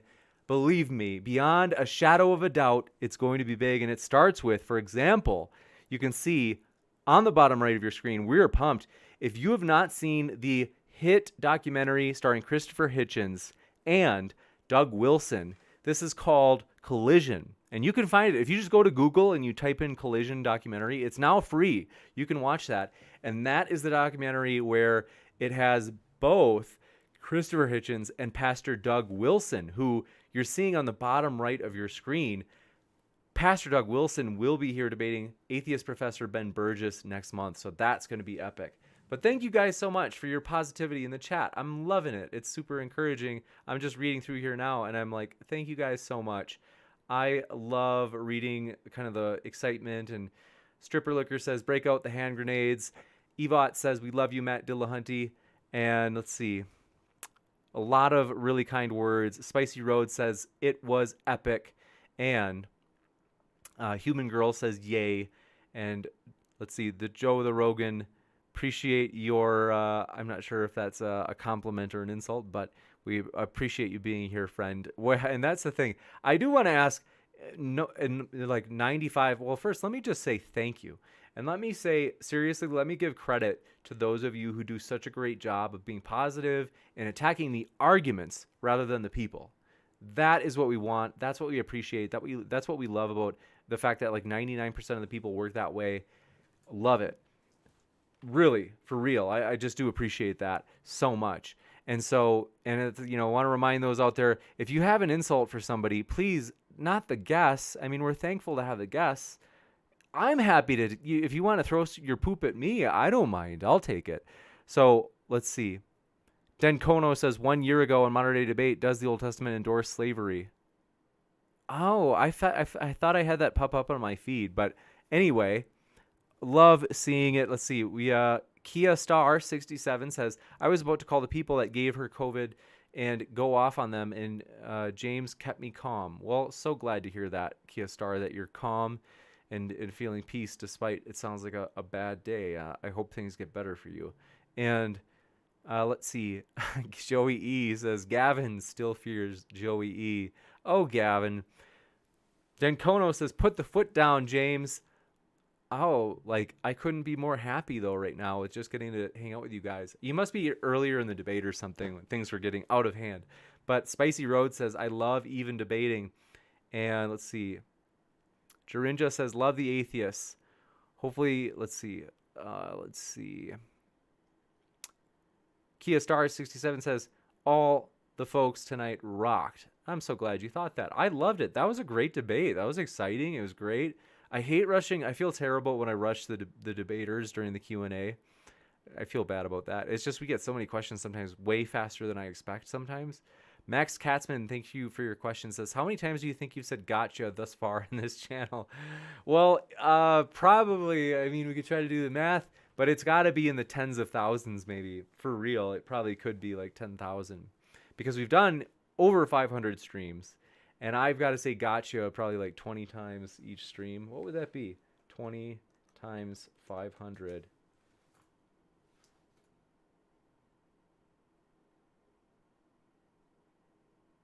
Wow, that's 10,000. That's funny. So it really could be about 10,000. I should have known that without having to use a calculator. But Jay Mixon, thank you, says, Dr. Josh is an incredible interlocutor. We need to see more of him, James. We can definitely invite Dr. Josh back. We do appreciate him coming on. It was a fun show, and so I really am glad that we had him. And Denkono says, oh yeah, Denkono's still asking questions of the speakers. Denkono, oh man, you're like, it's like we're in like two different times in reality. Let's see. We have a Mobile Gamers Unite says, yo from Michigan. Stoked that you're here, friend. I was born in Michigan, you know. I'm dead serious. 100% serious. I was born in Crystal Falls, Michigan, then I grew up in Wisconsin. So, are you in upper Michigan or lower? I must know. But Daniel Casimir says, or thrilled. Yes, I say that word a lot. That's for sure. Doubting Thomas, thanks for your hearts. I appreciate that. Joey E says, James, Gavin does not want to debate me. Gavin Herleman. I heard about Gavin's recent stunt. As you know, Gavin on this channel one time started walking through a city in New Zealand. True story, because he lives in New Zealand. He started walking through a city after he, I think, got kicked out of the library while debating. It was against Skylar, and I was dying with laughter. Basically, Gavin, I hate to embarrass you. This is a true story, folks. Let me tell you this. This is important. You won't forget it. Gavin was debating Randolph Richardson, and Gavin was apparently only wearing a shirt. And the way that everybody knew is because while on camera, Gavin walked to the other side of the room, the far side of the room from where the camera was. And unfortunately, the viewers got to see more than they bargained for. Nasty guy. So you got to look out for that guy. Let's see. Dave Langer says, if you don't rush the Q&A, they would have been here another hour. That's probably true. Man, we had so many. I didn't think we were going to, I didn't. Slang says, James's mother wears army boots. I love the classic teasing. And A. Moon says, James smells. I do today. Dave Langer says, I gave Stu a compliment saying he looks like Tom Holland. That's true, you did. And you mean Tom Holland like Spider-Man? Trevor, where's Trevor? Trevor Lund says, I know you'll take it, but does it start with a holy... Oh, okay, nasty guy. But let's see. I'm trying to like keep up with you guys in the chat. It's moving fast. Ryan Price says, great debate. Thanks, Ryan. Appreciate your positivity, man. But yeah, we are excited about the future. I really do appreciate you guys. Seriously, I love you guys. I appreciate you. I hope if there's something I can do to make your day better, shoot me an email at moderndaydebate@gmail.com. For real. I am happy. Like, let me serve you. Like, I do want to make your day better. It's sometimes I might be a little bit slow But if you had a hard day and you just want somebody to talk to for real, I'm actually serious about that. Shoot me an email. My email's in the description as well. Kia Star, thanks for your positivity, says thumbs it up. And Blaster Master 80 says, can you ask Gavin how to put on pants? Gavin, we've got to work on this, buddy. Let's see. Kia Star, let's see. Meaning Forge says Gavin needs to wear pants. Yeah, he does. And Abigail Parker says, wow. All caps. I don't know why, but we appreciate that. And let's see. Human Girl and Stupid Whore Energy, I'm convinced are the same person, but I could be wrong about this. The Stupid Whore Energy would never tell me. But appreciate your guys' feedback. Brian Stevens says, Gavin regularly bans and times people out on many channels, just saying he's not much for free speech like this channel promotes. We are all about free speech, folks. So yeah, for real. I always ask, yeah, if you have any sort of like, you want to throw your poop, throw it at me. I'll take it. I've not deleted, not trying to brag, but the Nathan Thompson RN Raw debate. Pretty much all the comments are throwing me under the bus. And that's okay. I'll admit I'm not perfect. Okay? I'll be real about it. But I haven't deleted one. Not one. For real. They're all there. Go and see if you want to click on it. There's so much anger, but we love them anyway. And the funny thing is, people don't know that I secretly like it. But Joe the Toe Rogan says, hit that Rogan up button for James. Thanks so much. I do appreciate that. And it does. We really do. Believe it or not, folks. I know that you might be like, you might think likes are meaningless. They're not actually meaningless. And here's why. One, I don't know if they actually affect the YouTube algorithm. To be honest, I'm not sure. That's what they say, and it's like best practice to try to get likes.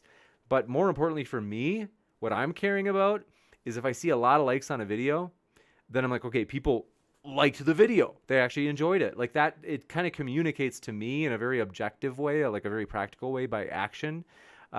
It shows that you want more topics like this or more of the matchups with people such as, Matt or Dr. Josh or Cliffe and Stuart, whoever it is. So that actually does help a lot.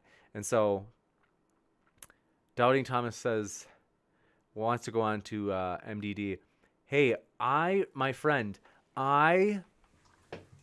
if you email me at moderndaydebate@gmail.com, that'll send an auto reply that lets you know what we are looking for in terms of debaters. Brian, in terms of especially past debate experience.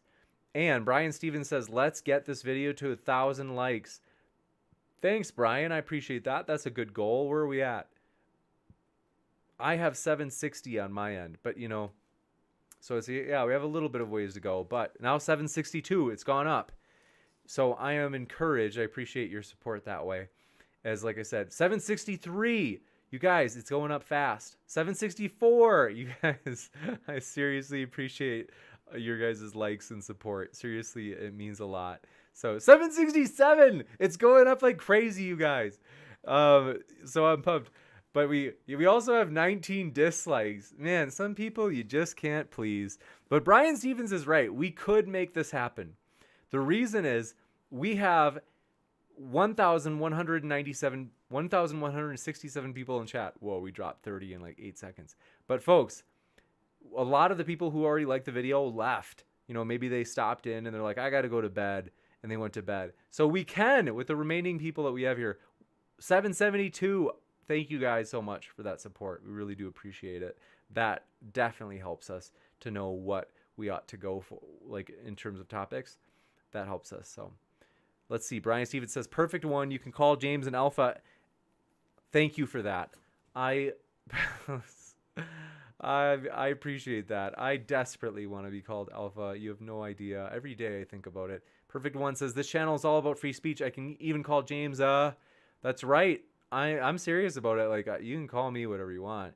But Taliesin Oberlander says, James needs to be more antagonistic and hateful toward his guests. And like, let's see, I don't want to do that. I am so thankful. Thank you, Joey E, who says, I love your channel, James. Thanks so much, brother. That means a lot. But yeah, we are excited about the future, you guys. Amy Newman says, it's why you're awesome, James. Appreciate that, Amy. That's nice of you. I really do Appreciate you guys. Mr. Bubble says, I love you, James, you sexy beast. Thank you. I seriously appreciate that. We are pumped, though. We're at 786 likes, you guys. That's monstrous. So it's 788. It just went up more. So you guys, thank you so much for your likes and support. I am pumped. And we have one more dislike. Wah, wah, wah. Allegedly, though, the joke's on you. It helps us in the algorithm. And no joke, you guys might think this is sick. I'm going to tell you the truth. You guys will think this is a little sick. I actually, when I see dislikes, I actually like it because they say it helps us in the algorithm. So it's funny that, I don't know. I sometimes wonder if people, that's the trick, is it's like, do people do it because they don't like the topic? It's like, it doesn't tell us what they don't like. So if you have feedback, if you're like, man, James, I'm so triggered, you did this or that, you can always email me at Modern Day Debate. I'm totally serious. Mobile Gamers Unite says, I just like getting liked. Appreciate that. We like you. We like you more than you know. And I'm behind on chats. Patience, forgive me. Let's see. Stupid Horror Energy. Oh, she's sassy. Let's see. Armed Cadaver Illustrates. Good to see you again. Says James stays as middle as he can with guests. This is such a great channel and I love it. Thanks so much. That means a lot. We try at least. And Brian Stevens says 800. We're so close to 800 likes. Appreciate that. So we do appreciate you guys. D-Truth, I see you there. Oh, we have Bible Burner, controversial. Even by saying that, I don't know. I think YouTube, I can get away with that probably. Fleabits says the dislikes are just as good for the algorithm. Thanks so much, Fleabits. Appreciate that positivity. And Doubting Thomas says, why not on your Zoomcast? Just share it, bro. I'm not interested in making money. I don't know what you're saying. Taliesin Oberlander says, I am all of those dislikes.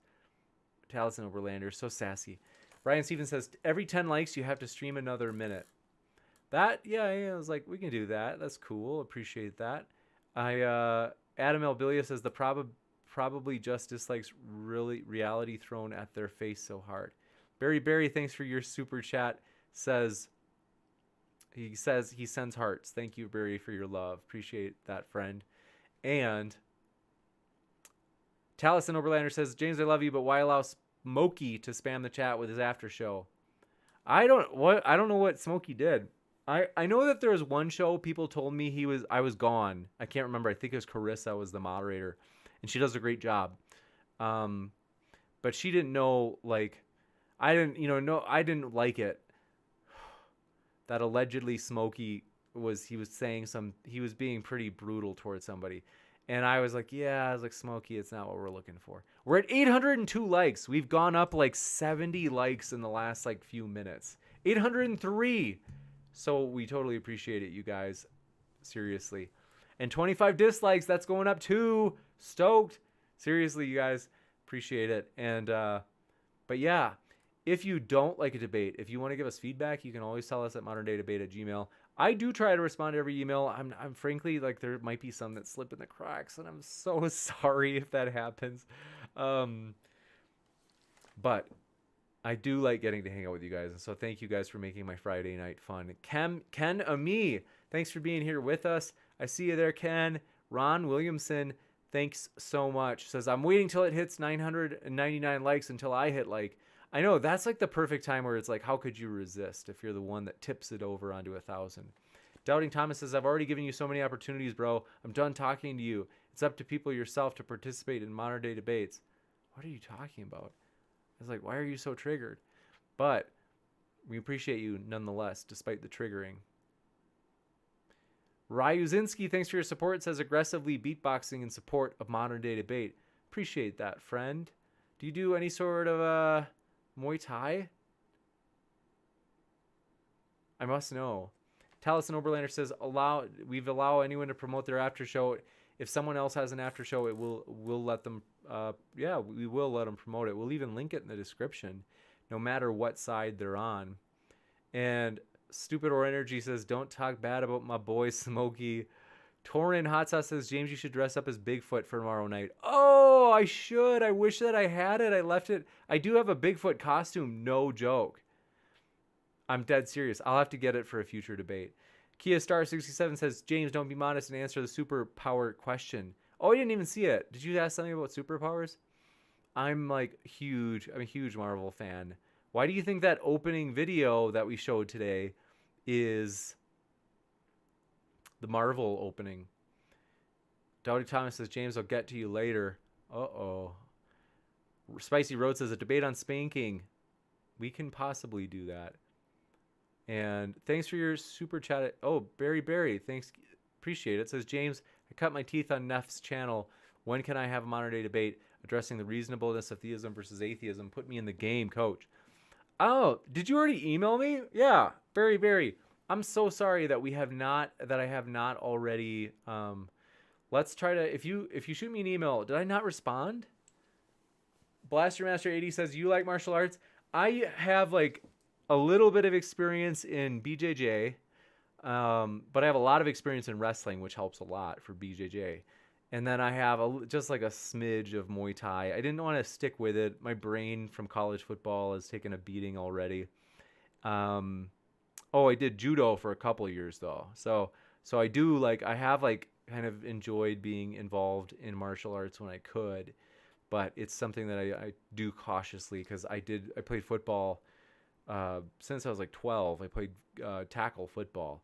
And my brain, I still worry a little bit just about how much of that beating could it take without it being affected by CTE or chronic traumatic encephalopathy. So anyway, long story short, yes, I do like mixed martial arts, or more so distinct. But Brian Stevens says, with that said, modern day debate, can mod anyone they want. I can also disagree with them. Yay, I love it. Yeah, I mean, we've had a lot of people who disagree, whatever. And let's see. Brian Stevens says, favorite wrestling move? Mine is the grapevine. Is that some sort of innuendo, you perv? But let's see. Let's see. Doubting Thomas says, if you know James Stillwell, go ahead and set it up. I don't. I have no idea who that is. I'm sorry. Joey E says, later, James, great show. Always remember, Gavin fears Joey E. He wants none. Man. Oh, Gavin. Are you still out there, Gavin? Oh, did I miss forgive me. I feel like I missed a super chat. Stripper Liquor Nasty Guy says, 50,000 subscription drive challenge. You will host wearing body glitter. Nasty Guy. You're thinking about Gavin, not for me. Nicholas Cato Strode, thanks so much, says, thanks for the stream. Appreciate it, Nicholas. I appreciate you saying that. That encourages me. And Mark Reed says, I think as long as mod does their job fairly, this should be a mod. I agree. Yeah, we do just want them to be fair. They can have an opinion. We are just thankful that what they do, that they are always doing a great job of getting rid of any sort of hate speech. We don't want hate speech stuff here. So thank you, Brian Stevens says, haha, grapevine is real wrestling move. No joke. Yeah, it sounds like one, you sicko. Ryan Stevens says, I purposely tried to learn wrestling moves that were showy and put you at risk of getting pinned. That's good for you. I like your style. General Balzac, thank you. Says, I was going to ask that. What position did you play? I was a nose tackle back in the day. I loved it.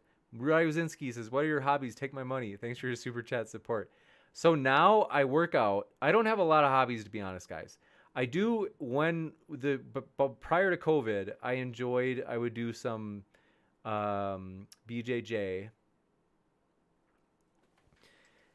Right now, I usually do 20 minutes of exercise a day.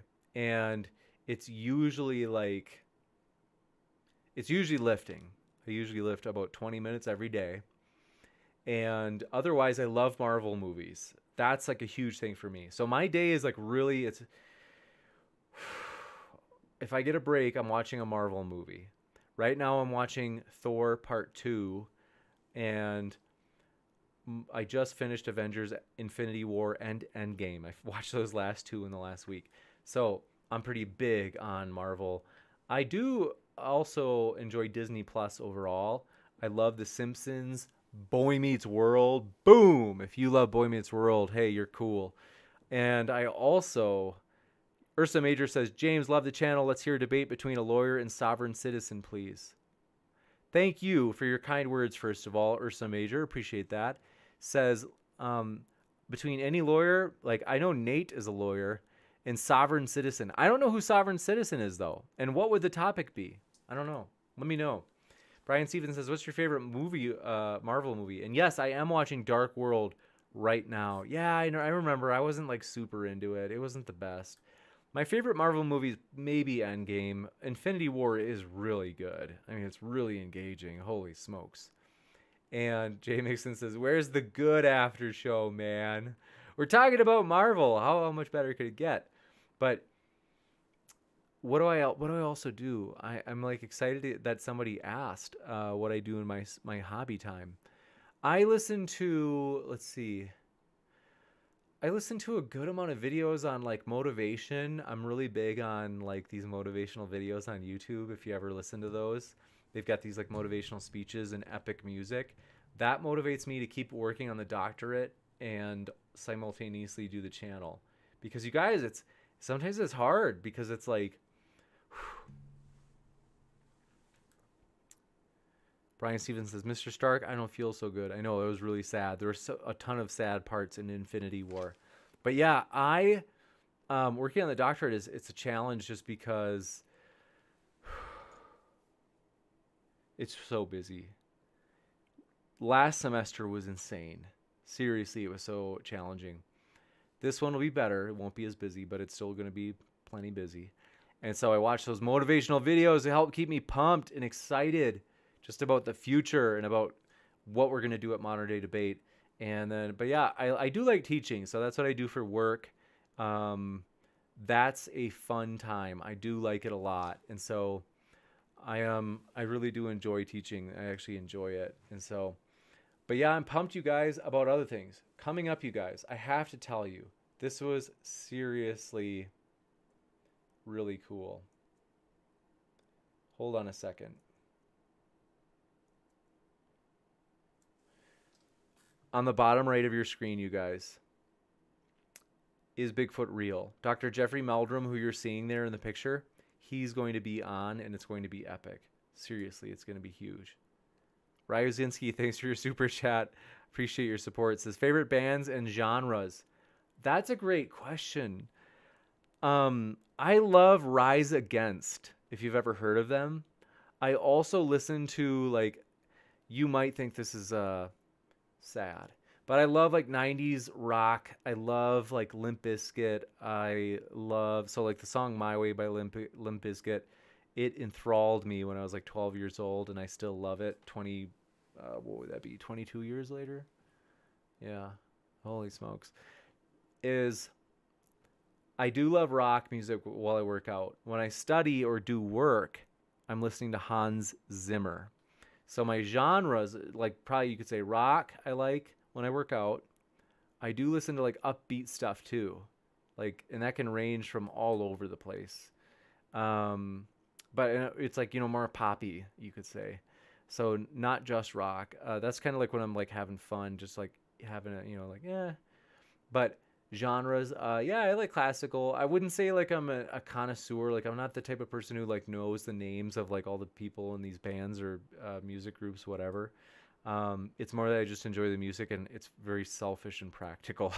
Like I wish I I can't, like I like AC/DC. I could probably name several songs, but I can't tell you the name of the lead singer. Very embarrassing. I used to know Brian, but anyway. I do enjoy music though, and also Meaning Forge says, James, next modern day debate topic should be DC versus Marvel. I'm open to that. I know Fight the Flat Earth is a huge DC fan, if I remember right. Is it DC? I think he likes. Mark Reed says, what is your thesis on? And Taliesin Oberlander says, what's your dissertation about? The thesis is almost done. It's on basically whether or not we can use sleep to how sleep impaired people are.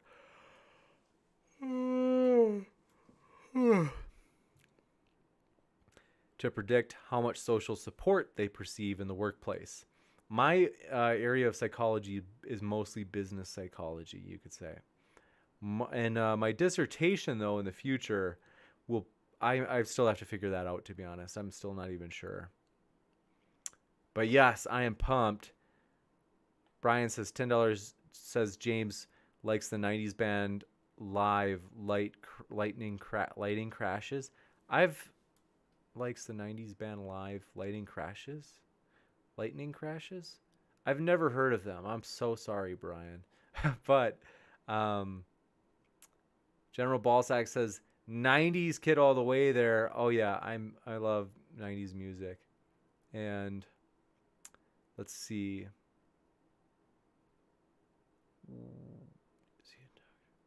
Verillion, I'm a doctor, or I'm not a doctor yet. I'm going to. The plan is, Lord willing, I want to be a doctor in industrial organizational psychology. So that's the goal. I'm excited for it. I definitely believe I'll finish. I'm excited for it. I'm enthusiastic. I love it. It's tough, but I enjoy it. Oh, wait. But anyway, what I was saying is tomorrow night, the Bigfoot debate. Don't miss it, you guys. And when you do hit that subscribe button, I think a lot of you are probably subscribed, is be sure to hit the bell. The reason is when you hit the bell, you can hit it so that it shows the ringing. You know, it shows like the sound coming off of it. That way you'll get a notification for every debate. It's like a buffet here, folks. I mean, you take what you like. And so we have debates on all sorts of crazy topics. And Mark Reed says, that's cool. Sleep studies are so revealing. They are. I think it's an interesting one. Jay Mixon says, are you more of a conservative or progressive Christian? I would not be considered a progressive Christian. I don't, let's see, how do I say this? I don't like liberal theology. I don't like the ooey gooey, like when people say like, oh, well, well, I mean, for crying out loud, some theologians don't believe the so-called, I mean, yeah, you can call them theologians. They study theology. Some of them don't even believe in God, and they call themselves a Christian. And I'm like, what? I don't know. Something. It's like, okay, if you want, I'm not mad at them for having these idiosyncratic definitions, but I do just kind of feel like, I wouldn't want to call myself like a Christian if I, let's say, didn't believe in God or whatever it is. Like, so yeah, some would maybe say that I am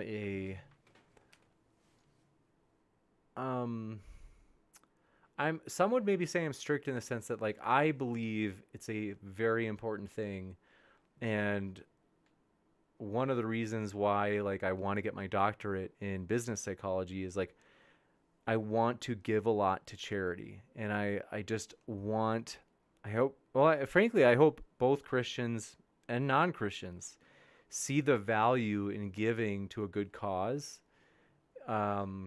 Is that, you know, the world's a broken place, folks. I mean, and that was true even before COVID.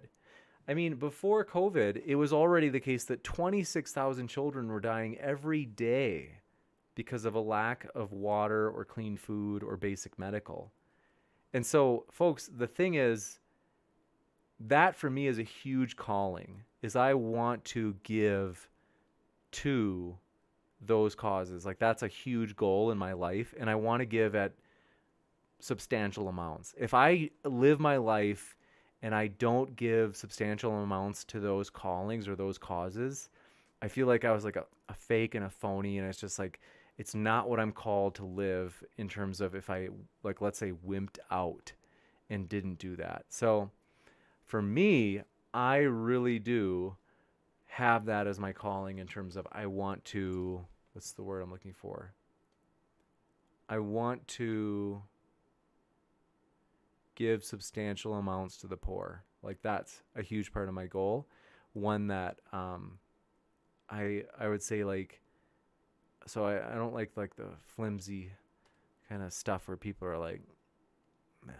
But Nicholas Cato Strode says, how about the quote, the effects of COV on economic psychology?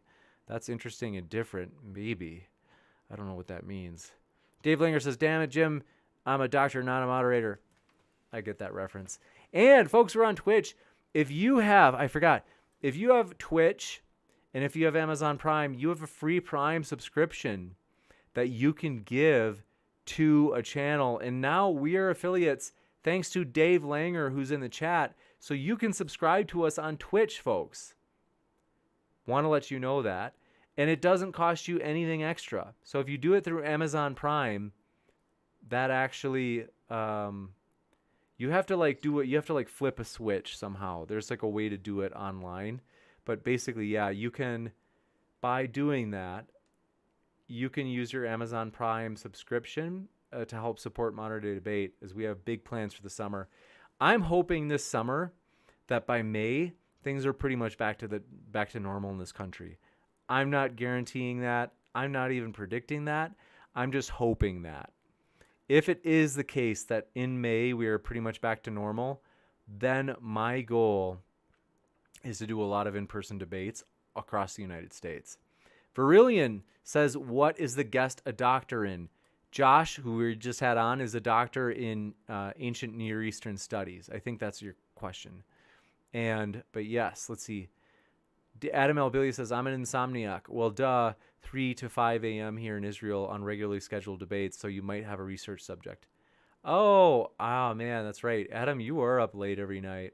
Appreciate you being a huge supporter, man, and I'm sorry you do have that insomnia. That's not easy. To be honest, I don't get that great of sleep sometimes. It's like, if I get a good 8 hours straight, I'm like, wow. Doesn't happen that often. And Mobile Gamers Unite says, I destroyed that bell notification. Thanks for doing that, friend. I hope that it's useful and that you get reminders. Your phone will say, hey, look, they're live right now. And that's the cool thing too. It always lets you know, because like that way, if you just want to come in and say hi to the community here, you can say, hey, how's it going, everybody? Barry says, is it weird that these fireside talks with Uncle James are my favorite parts of these debates? Thanks, Barry, for your kind words. I appreciate that. Perfect One says, it does feel like a fireside talk.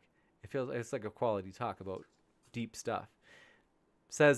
Perfect One says, if you could establish a direct correlation between sleep deprivation and perceived support in the workplace, that would make a heck of a thesis. Oh, there is a correlation. If by direct you mean like a 1-to-1, like in other words, like an R value of 1, we don't have that. However, there is a small correlation. It wasn't like a standard regression. So it's like hard to explain the stats behind it. But it was like a small to medium size relationship. And let's see. Yes, I have to be honest. It's true. Some of you know that I am a Christian, and I almost worry that, I have to be honest, this is the truth. Sometimes I almost worry that people don't, even though we're a neutral platform and I don't like interject my beliefs into the channel, I worry that, and the reason I say I was a Christian am a Christian is because someone asked in the chat, is that I worry sometimes though at the same time, despite the fact that I don't even, you could say, inject my beliefs into the channel, because we say we're a neutral channel. I think we do a good job of it. I feel like some people maybe still, because of that, they don't like the channel because they're just like, well, if it's like a Christian, if James is a Christian, I don't really want to support the channel anymore, or I don't want to be for it, even if I originally believed in the cause of fair debates. And so I would say, folks, we ought to be friends regardless of what our beliefs are. I call atheist friends. I call agnostic friends, agnostics friends. For me, the important thing is I really want to be your friend. It's not like kind of like, oh, like if you're an atheist, you can't be a mod or something like that. Like, I appreciate there's something that atheists and I have in common. We both don't want hate speech here. So we also both want fair debates. And this is, I think everybody agrees with that, is that we all are united on these things. And so, yes. But let's see. Virillion says, oh my gosh, no, your guest tomorrow, you said he was a doctor for the Bigfoot thing. Oh, yeah. He is. Dr. Jeffrey Meldrum is a doctor in bipedal locomotion. So he's basically a doctor of like foot movement, which makes him a great person to speak on these Bigfoot tracks that we'll talk about tomorrow night. That seriously is going to be such a fun one. Perfect One says, when you get to the point that you are looking to give away wealth, I want you to remember that I am poor. Thank you, Perfect One. Appreciate that. But yeah, I'm keeping an eye on the chat, keeping an eye on you guys. Dig Up a Dave says, I had no idea James was Christian. It's true. And let's see. But yeah, like I said, Sam Forsyth says, I've seen several debates on this channel. I had no idea you were religious. Yeah, it's let's see. JG says, why do you want to in-person debate? We think it's fun. I think that it's a more engaging watch for the viewers. They do usually get a lot of likes, which is, again, one of the things we look for when people is we want to kind of see like what they have on their mind, if they want us to do that again in terms of topic or even venue, like in person or not. Verilian says, oh yeah, super chat came in from Blue Heron says, James, you're a friend. Most of us have nothing against Christians. We just don't like dishonesty, which you're very honest. That's really nice of you. I appreciate it, Blue Heron. I have so many faults.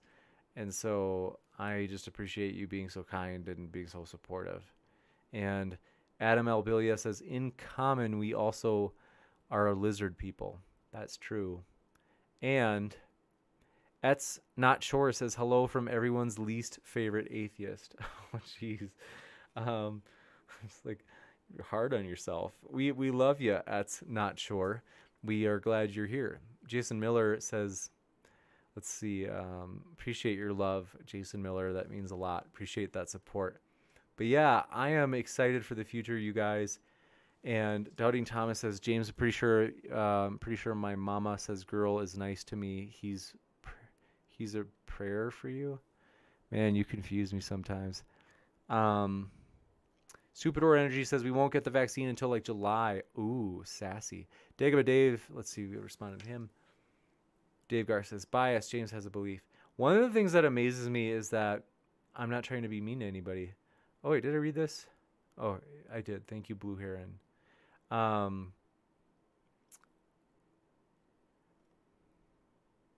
One of the things, I can't even remember what I was going to say, but we're up to 843 likes, you guys. That's huge, so thank you for that.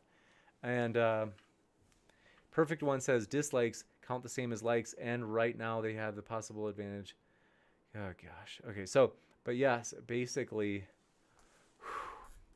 man, I'm kind of tired. But Ivana Ivy says, give us a sneak peek to the future of modern-day debate. I will. Well, let me pull up the calendar. So here are some of the ones we're trying to set up. Not in stone. So just keep in mind that some of these are booked, some of them are not. We are trying to get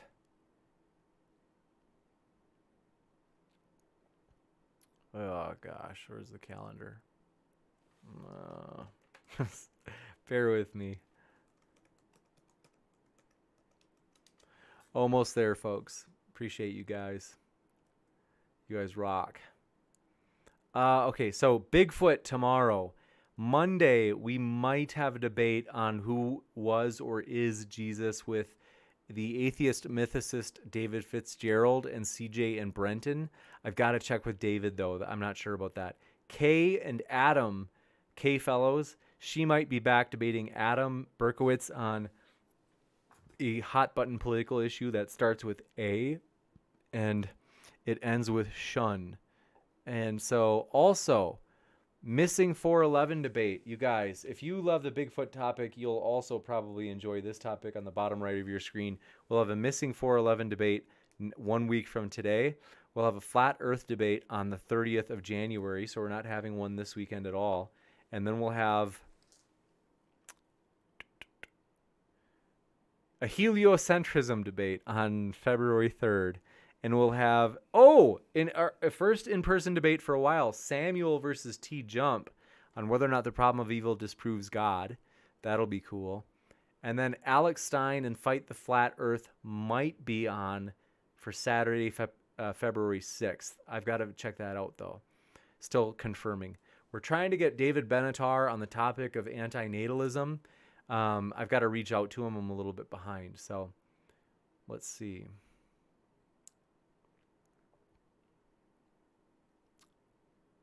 So those are some of the cool ones coming up.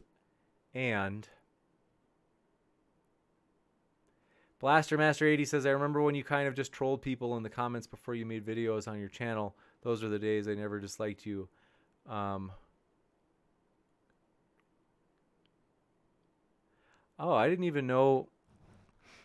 I don't remember trolling people. You mean like trolling people on other channels, like Doug, Pine Creeks? But let's see. He said, those are the days I never disliked you. What was it? Modern day James? We used to be called Modern Day Hysteria.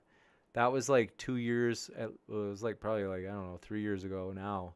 That was a long time ago. But yeah, we love the debates deal. And we're like, this is so fun to do.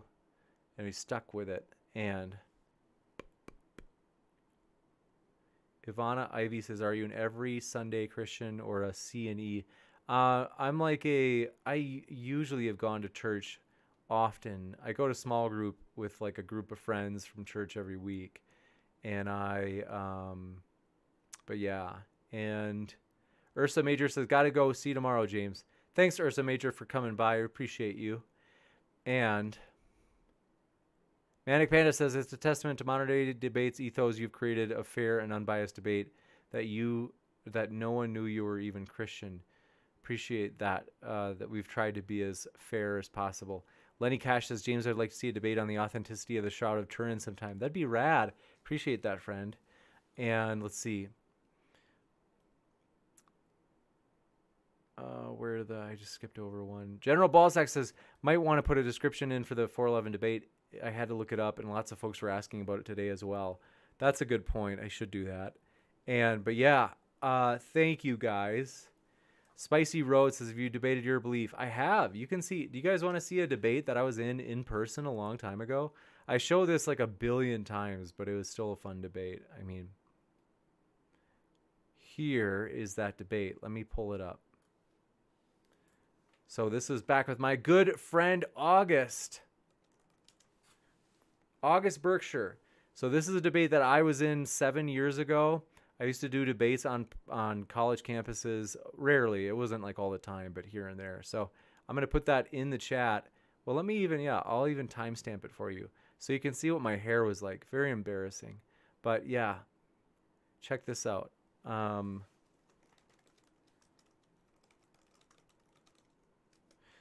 Link to a debate I did in person 7 years ago. About 7, roughly. It was like maybe 6 3/4 or something.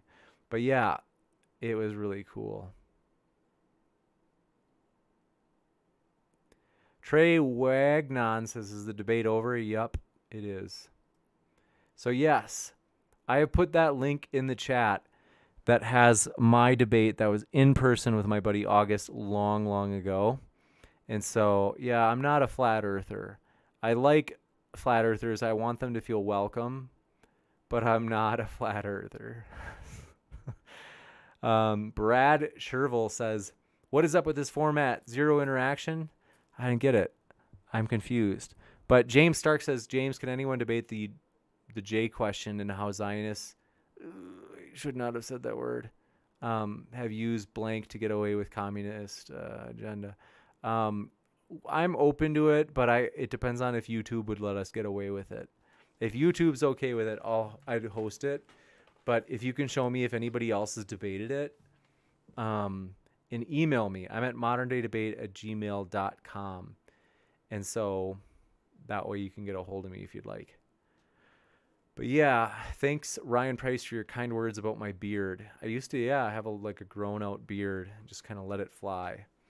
And Jay Mixon says, did you win? I don't know. You guys you should watch. It's like a fun debate. It was really well shot. It was well done. Like the university actually did the recording, and I loved it. It was so fun, you guys. And August, I love August. he was the person I debated. I just enjoy him. He's a great guy. I really appreciated his company, and but he's so honest. I love that he was always so. You could tell he was always being honest with you. You never had to worry. You never had to wonder about that. But yeah, so I do appreciate you guys. Michael Lyon, thank you. Says thanks, brother. My pleasure, Michael Lyon. Thanks for being here with us, friend. Jay Mixon says, James, have any of your arguments been successfully rebutted on this channel? That's a great question. Let me think about that.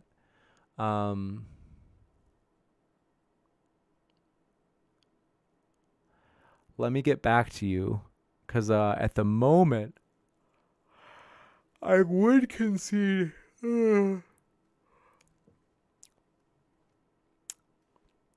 Armed cadaver. Brian Stevens says, quick, let's get to 900 likes. Thanks, Brian Stevens. I appreciate your support, bro. And I'm going to come back to that question. Jay, I don't know, to be honest. I honestly, one of the challenges with moderating is I'm paying attention to, one, who's getting more time out of the speakers. Two, the live chat. Three, whatever else might come up, which usually is not much. But so it's hard for me to pay attention to the debates sometimes. But I would concede that Tom Jump and I had a debate where I did not have an answer for one of Tom Jump's questions. That was on, I think it was on like the problem of evil we were talking about. And so I have to look up the answer. There is an answer. I know there's an answer, but I have to be honest that he caught me red-handed. He caught me with my pants down. I didn't have an answer at that moment. And so General Ballsack says, are you testing your thesis right now? No, I never do any of my research on this channel, I promise. And so, but yeah. Oh yeah. Okay. Armed Cadaver Illustrate says, oh no, it was Talus and Oberlander says, James, that guy was talking about debating naughty stuff, naughty topics. I did not know that.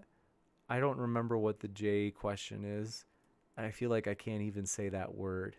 That's got to be a bad, like YouTube's going to come after me. But yeah, want to say thank you guys. I hope you guys have a great rest of your day until I see you hopefully tomorrow. So about less than 24 hours, you guys. It's like 21 hours and I'll get to see you again.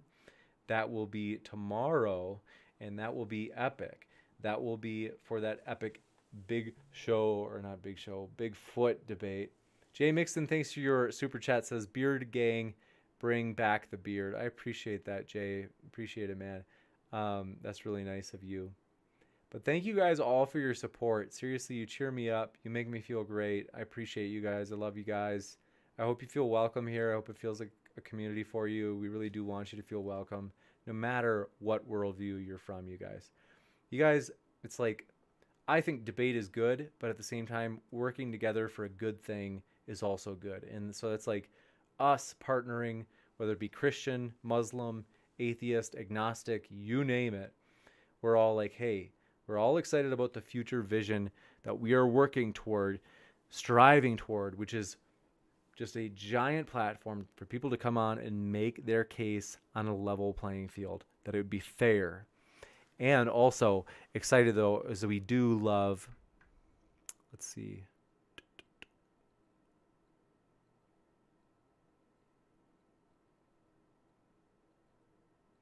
We do love our monthly charity stream. That's something I really do enjoy. I hope you guys were all in. We all agree on that. Like, hey, like giving to starving children is a good thing, no matter what worldview you're from. And so, night, thank you, Ivana, for saying good night. Thank you, Brian Stevens, as well. And thank you. Let's see. Michael Lyon says, may I debate you on cosmology? Sorry, bro. The only reason I ought not is I still promised Pelagia, whatever his preference is. I promised him one a long time ago, and Steve McRae. That's probably why they're so cranky, because I haven't debated either of them, and I promised it like 2 years ago.